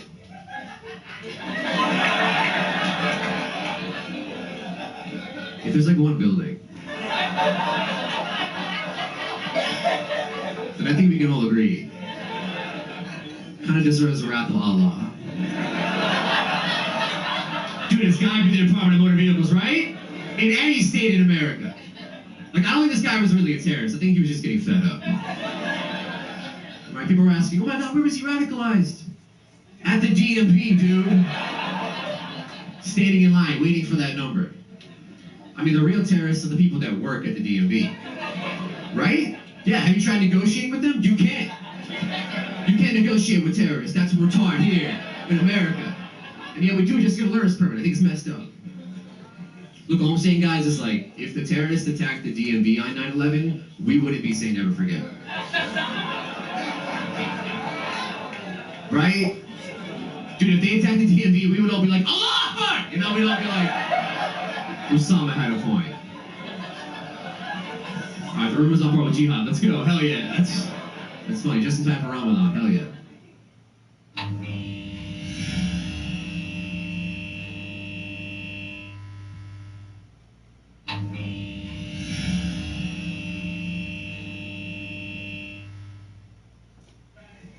You know what I miss about this fucking pandemic is it's coming back. You know what I miss? The fucking traffic. The fucking traffic was beautiful in LA. There was no fucking traffic. No one was in the fucking streets. I was driving around with no fucking purpose. I was like, how beautiful this shit looks.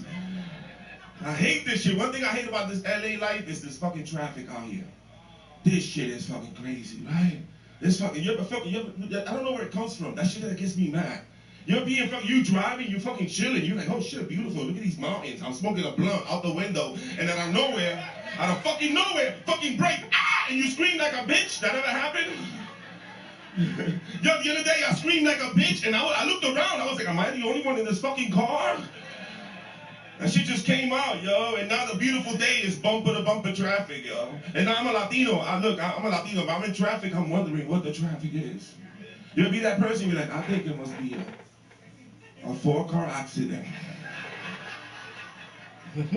5 minutes go by. It's gotta be a fire. Another 5 minutes. It's an earthquake. It's a fucking earthquake. You know what gets me mad? That you're in traffic for 25 minutes and then when you finally get there, what is it half the time? Oh, yo, it gets me so. You know what the fucking traffic is? People looking for the fucking traffic. You ever see that? People look like, what happened to the fucking traffic? You start talking to the people next to you. That shit ended right there, right? You saw that? There was nothing, yo. That shit gets me mad. I'm getting old. That's how I'm getting old. I'm fucking get frustrated. I'm gonna be honest with you. If I'm in traffic for 25 minutes, when I get there, I want to see a dead body wrapped in a blanket.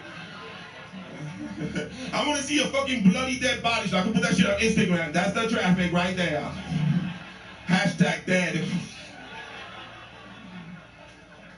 Some people say, oh, like they knew that fucking person. It's imaginary, fuckers. I like that shit, right? Oh, bendito.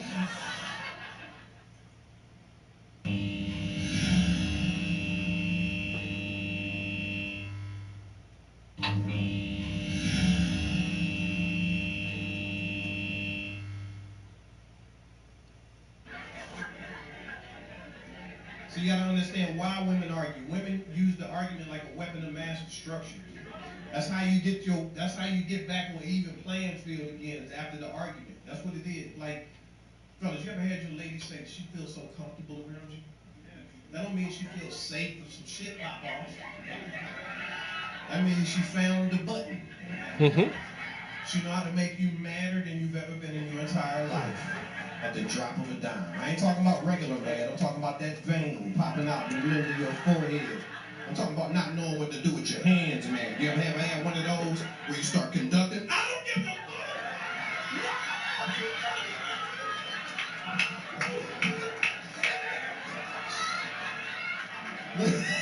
That man, you know what I'm talking about? That. I'm talking about her making you so mad that you embarrass yourself. She'll hit them buttons out in the middle of the store somewhere. You done lost your shit on aisle 5. God damn it, you got me acting like this out here in the middle of the motherfucking Walmart. I'm a bitch. Got people walking by checking on your lady. Motherfucker, don't check on her. Check on me, nigga. She started this shit.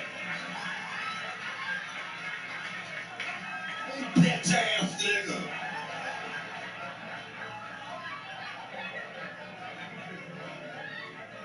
As soon as you get to 10, that's when she put you in the overdrive. She put you in the overdrive.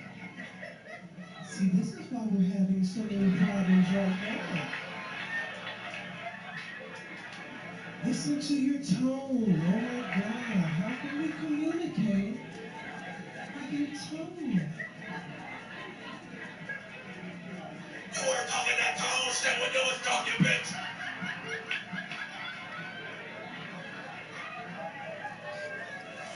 Y'all think it's over, it ain't over.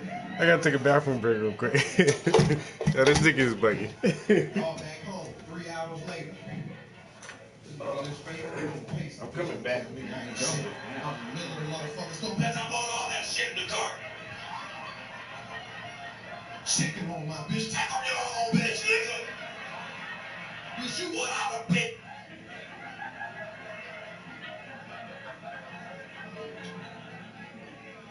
Think she mad? Hell no. She on the phone with her girlfriend. Girl, he mad as hell.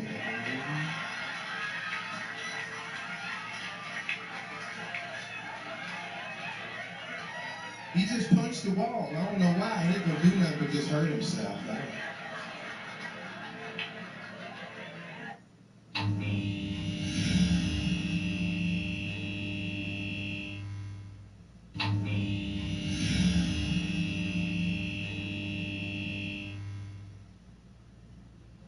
It's been a rough year, Don. It's been a rough year with these kids, Don. I need a new attorney. If anybody knows a good child, support attorney, let me know. Mine is the worst. That's what I get for hiring an attorney. I found a flyer. This will call you the other day. He's like, hey, good news, dog, good news. I got you 50% custody. I was like, whoa there. Whoa, easy there, superstar.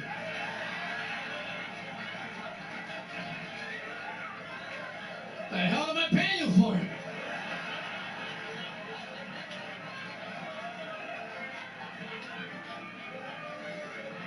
I just want every other weekend like my friends.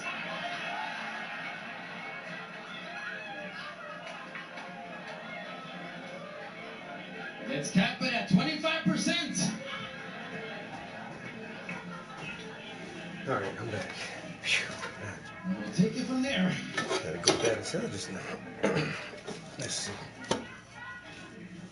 Kids are expensive, dog. Kids are expensive. Oh. I'm learning a lot, dog. I'm trying to become a better father, dog. I've learned how to cook. I've learned how to clean. I learned how to wash, dog.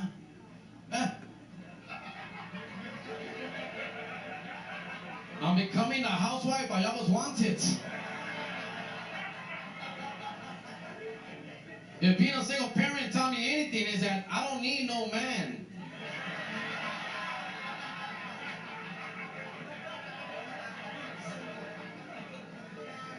Very independent. It's a lot of trial and error with these kids, man. A lot of trial and error, man. Mostly trials. Fucking kids. All they want to do, right, is just fucking eat all day. Did you know that kids... I told you I was coming right back up here. Did you know this shit?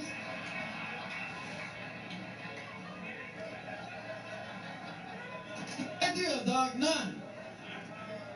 As soon as I wake up, they're like, Dad, I'm hungry. I'm hungry. I'm like, me too, fool. Why'd you wake up so early? Sleep it off. That's your fault. This is why I wake up at noon, dog.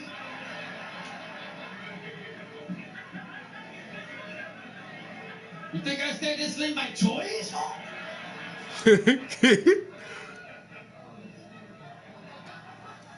Your mom took the refrigerator. I'm sorry. I should have fought for it. But we got the Xbox. Pick your battles.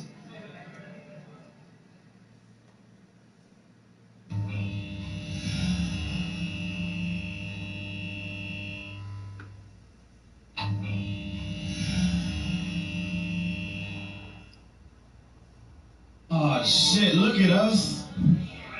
Sitting all close, breathing each other's air like it's 2019 all over again. Fucking gross! Ew! This is nasty. I'm vaxxed as fuck. I'm so vaxxed right now. I don't even know. I got the Moderna for the money earners. Nobody says that. I'm trying to make it a thing. I got t-shirts coming. Then it's Pfizer for the wiser. Right? Because that's the one old people get. And then Johnson & Johnson, fucking gross. That's the nasty one, right? Ooh. 65% effective! That's barely passing. That is the summer school of vaccines. 65% effective. The Johnson & Johnson vaccine is like wearing a fishnet condom. Like, you covered, but there's some holes in your coverage. I quarantined the entire time with my girlfriend, so y'all know what that means, right? I'm single as fuck! Oh my god! Oh, she dumped the shit out of me!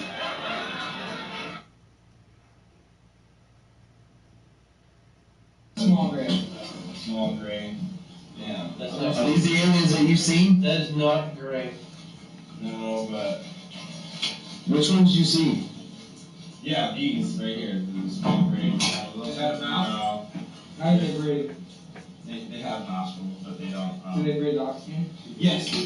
Welcome back to the coolest channel on YouTube, man. Look, y'all know how these videos be, man. Yo, we got a crazy lineup for y'all here today, man. Just know in the description of the video, if I react to somebody else's content, it'll be in the description down below, people, for the idiots in the back. But for the videos that we make here, or I'll make that correlate with real life events, they won't have a link to them, because a lot of people be asking y'all, but, you know, I send them on my Discord or whatever. I'm gonna drop my link for my Discord, and I give y'all the links over there too as well. But look, man, let's get into this video, man. Hopefully y'all been having a good day. Just know we're going through this thing called Life Together, people. You know, I gotta address some people sometimes in these videos. It's just, niggas be out of pocket sometimes. But look, oh yeah, also for y'all chance to win these gold backs. Look, when I go live, my first live back on YouTube, I'll be doing a giveaway with these gold backs also. You know what I'm saying? If you don't win the gold backs, I'll be giving some cash app prizes right on the spot too as well. But look, just smash that like button, man. We're gonna have a lit month, a lit year, man. Just know we going up, man, and I do appreciate y'all. Let's get it.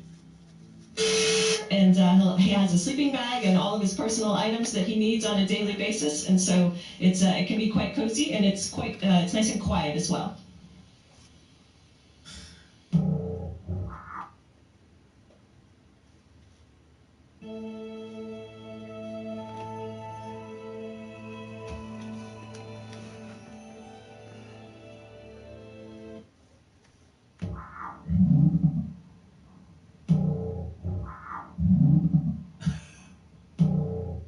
Look at Corey, man.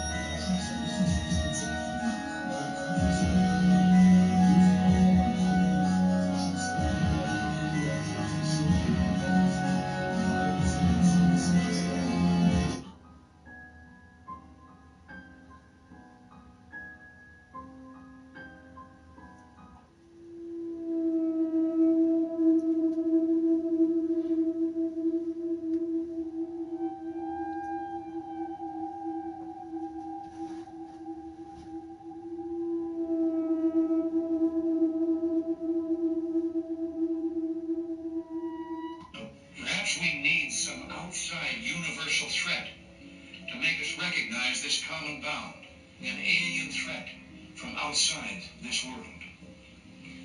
And yet, I ask you, is not an alien force already among us?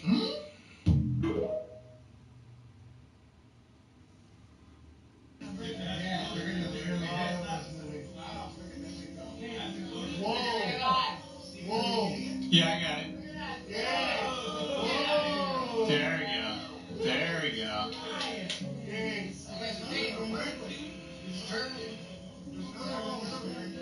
You see him all the time out here.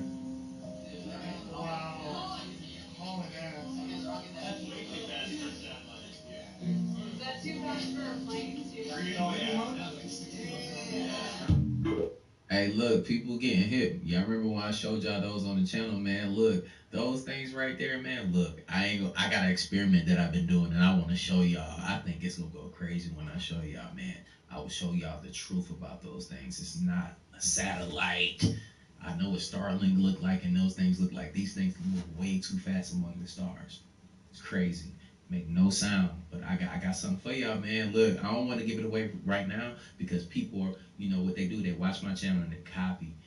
They gonna copy what I do, and I don't want nobody to be on that before me. I'm gonna show y'all something, man. It's gonna blow y'all mind with those right there. Is they here? What the heck is going on? What the fuck?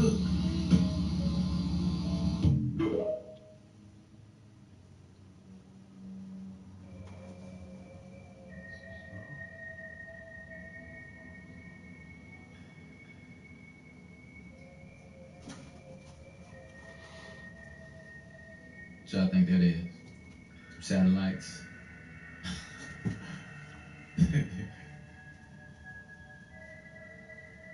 No, it's blue beam. They ain't gonna do it like that.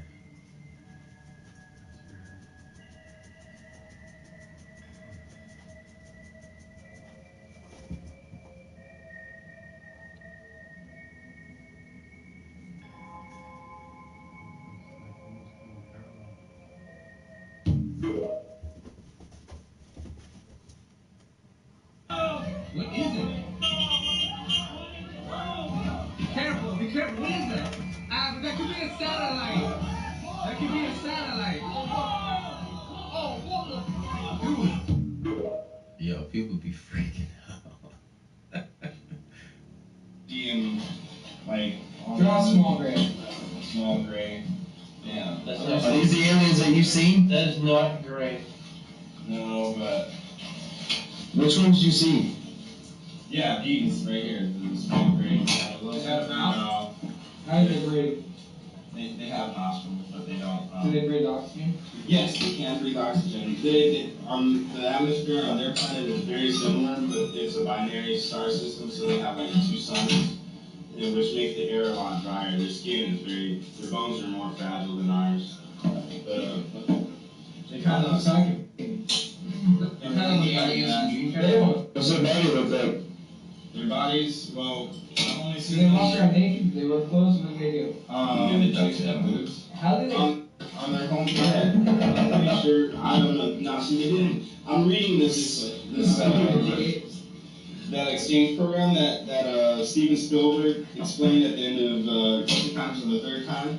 They're all female up there. Well, I don't know. They look the same. How do you tell one from a female? EBE1 is a female. The one, was a female. Draw the other one. This is the gray. Draw all 3 of them. And then there's the other one. There's actually a clone. Looks something similar, but they have large pointy nose. Yo, if this mother... No. How far are we? We're 5 minutes. Okay, I'm good. If this mother... Don't stop talking in between him answering the question, bro. I'm getting so irritated with that. Shut your pie hole. Explain. And these right here are the tall whites, and they're actually a clone created by the small grays. They're like servants. What's the angry ones look like? The reptile ones that you're talking about? They have small eyes. Yeah, we actually saw those in Battle LA. They got weapons? Yeah, weapons. They're kind of like an onion. Are they evil? How tall are those These guys right here, and they're all humanoids. So they both walk on two legs. They all walk on two legs. This thing right here is huge. They're actually they're taller than us. They stand about 6 foot something on an average to 7 foot. The one image that I have seen of them, they're huge. Like they have very strong build. Doors closed. This is what I wanted to hear. Let's hear feedback. You believe everything that he said? Oh yeah, me too. Definitely.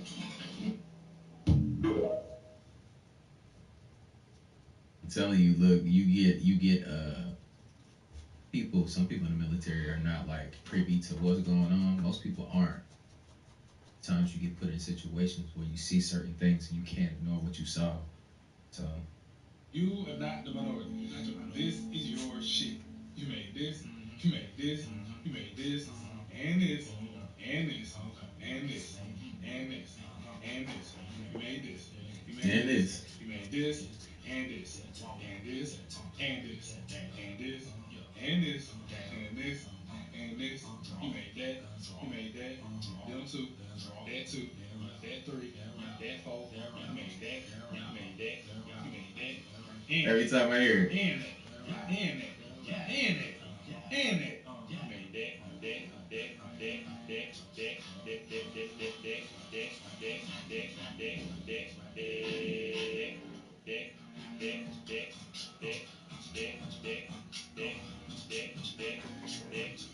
Not this, not this, and not that.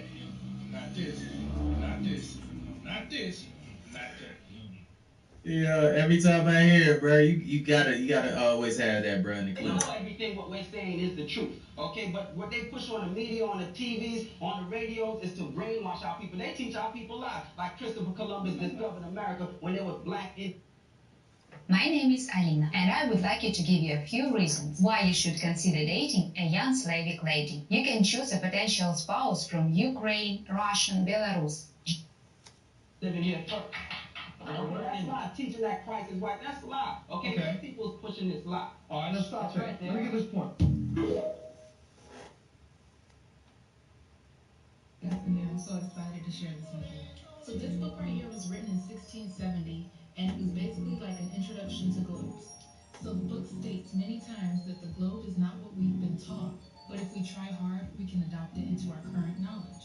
The author basically threatens that if you don't, you won't know anything about trigonometry or land navigation. Now get this, the author supports his claims by reflecting on the fact that people thought California was a part of North America when really it's an island. So he's saying basically, believe me, the world is a globe because California is an island. Oh my God. So I got curious. I was like, let me see some maps from this time period. And Lord and behold, they got California as an island. Boom, there goes another one. And again, and another one. Can't make this up. Every single map pre-1800s depicts California as an island. Why? How is it that the people from Asia, Spain, and England all made the same unique mistake of making California an island? So I look a little closer at California, and it says Carolinas. Carolina is a female name of German origin that means free/beautiful woman. Let's run that back. The name ultimately comes from Germanic word Carla, who means free woman. Let's get deeper, y'all. In Las Surgas, Calafia was described as a black warrior queen who ruled the mythical island of California. The island was inhabited only by black women who lived like Amazon warriors. What? California could have possibly been ruled by black women? Montalvo, who is the author of that book, is said to have gotten a book that mentions Queen Calafia and her black Amazon warriors. So therefore, he was not the original author. It must be older than the date it was published in 1510. Is this some ancient history we don't know about? This picture is showing men from Spain arriving to, I guess, the California island full of black Amazon warriors. Why would they add Carolinas if it was not inspired by historical events? Is this really a myth or a legend? Or are they just not telling us something? Because these myths and legends collaborate well with these old maps and real events. And you can pause this and read this yourself. But African skulls have been found in the Americas. So, like, are we Native Americans? And for those of you that think the author made a mistake by calling those women black, Europeans, Americans, Spaniards never mistook American Indians for Negro Africans. They always referred to the blacks of the Negro African type as Moors, blacks, or Ethiopians. It wasn't a mistake. But anyways, back to, this book. If they will lie about who the true Native Americans are, they will lie about the earth being flat. There was documents released and was talking about that, but people look. I employ people to go out there and do your own research and come up with your own determination. But In all religions, you got to check it with the Vatican. Baptist, Catholic, Buddhist, yep. Even Islam. Ooh, did he say Islam? Yes. Scientology. All of them answer to the Vatican. The Vatican fund all that shit. So you telling me the Catholic Church, which is ran by the Vatican, so you can say most of the Vatican is Catholic. So they own Islam? Yes, they created that too. Now, real Islam is our esoteric teachings like we're doing now. And Islam is an acronym for I, Self, Lord, and Master. That's real Islam. Not this watered down shit the Vatican put out there. To make you think that Allah, arm, leg, arm, head, or Islam, I, Self, Lord, and Master is outside of you as well. Because in Islam, they teach the Muslims that Allah is up in a paradise. Outside of them as well. Okay. All our books, all our spells, all our enchantments, they got it in the Vatican. Every university we had that they tore down, under the Vatican. All our major artifacts, under the Vatican. All of them. It was they who created this idea to enslave us in religion. None of the prophets can you have a headstone. You can't find one prophet in the Bible they spoke about headstone. If they walk the planet, why you can't find them? If they ever came, why is there no proof other than what was written in the book? And if you look at the Vatican and you read about the Vatican, Constantine himself, was the one that sat there and that came up with the whole idea of Jesus. Go research it. It was his idea to separate him and Plato, who was also a part of the Vatican. It was their idea to separate man from God, or God from body.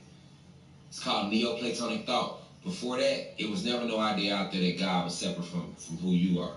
Let me read that definition.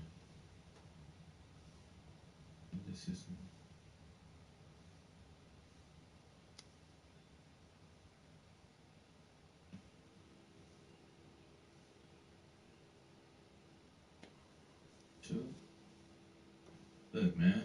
It was never no idea of a God in the sky. It all came from Neoplatonic thought, from Plato. Keyword neo. What does neo stand for? Neocortex, which is not that far from your pineal gland, which is also a part of many other glands you have, like your cerebellum. These are all parts of you. See? Alright, so you got to understand how deep it get.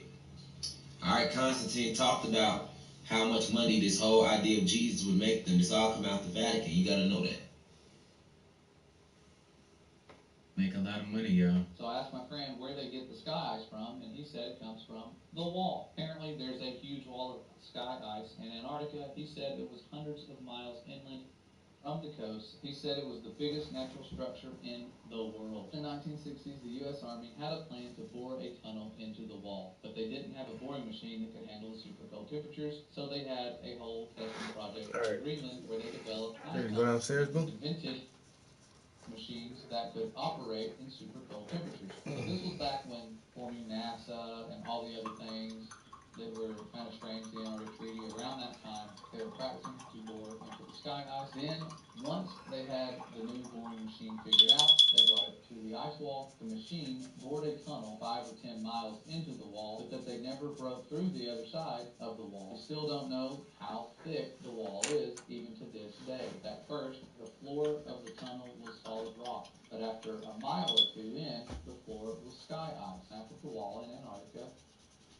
the map was all flat. showed the wall going all the way up over the whole earth. Very interesting information given what we know surrounds us. We know that the firmament's not just made out of something special that could be something near the foundation to prevent you from going all the way to it. And the nuclear bombs they shot. They can't break it. They try. Closes up as you go through it. But this was back in the 60s. There's no telling what they're trying now. Mostly guarding it, is keeping it from going there. Hey, you know what's crazy about that whole getting a little bit of background blocked in, working on that tree. That shit, bro. We've been I'll be back in here in the morning. Look what they let in and break through the firmament, which I know they're not able to do. You know, with all this advanced technology, they still can't break through the firmament. It's not meant to get through. It's something like, well, what if something like spills in and it fills us up? Now we are. I'll probably go hop on the game till my girl get home. Like an hour or so. Yeah, we got.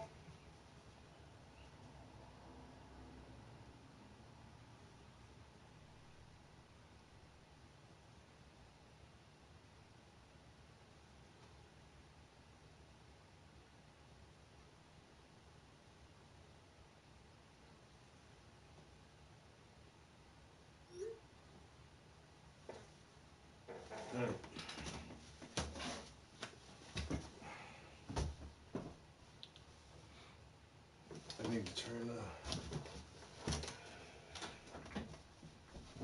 the speaker off.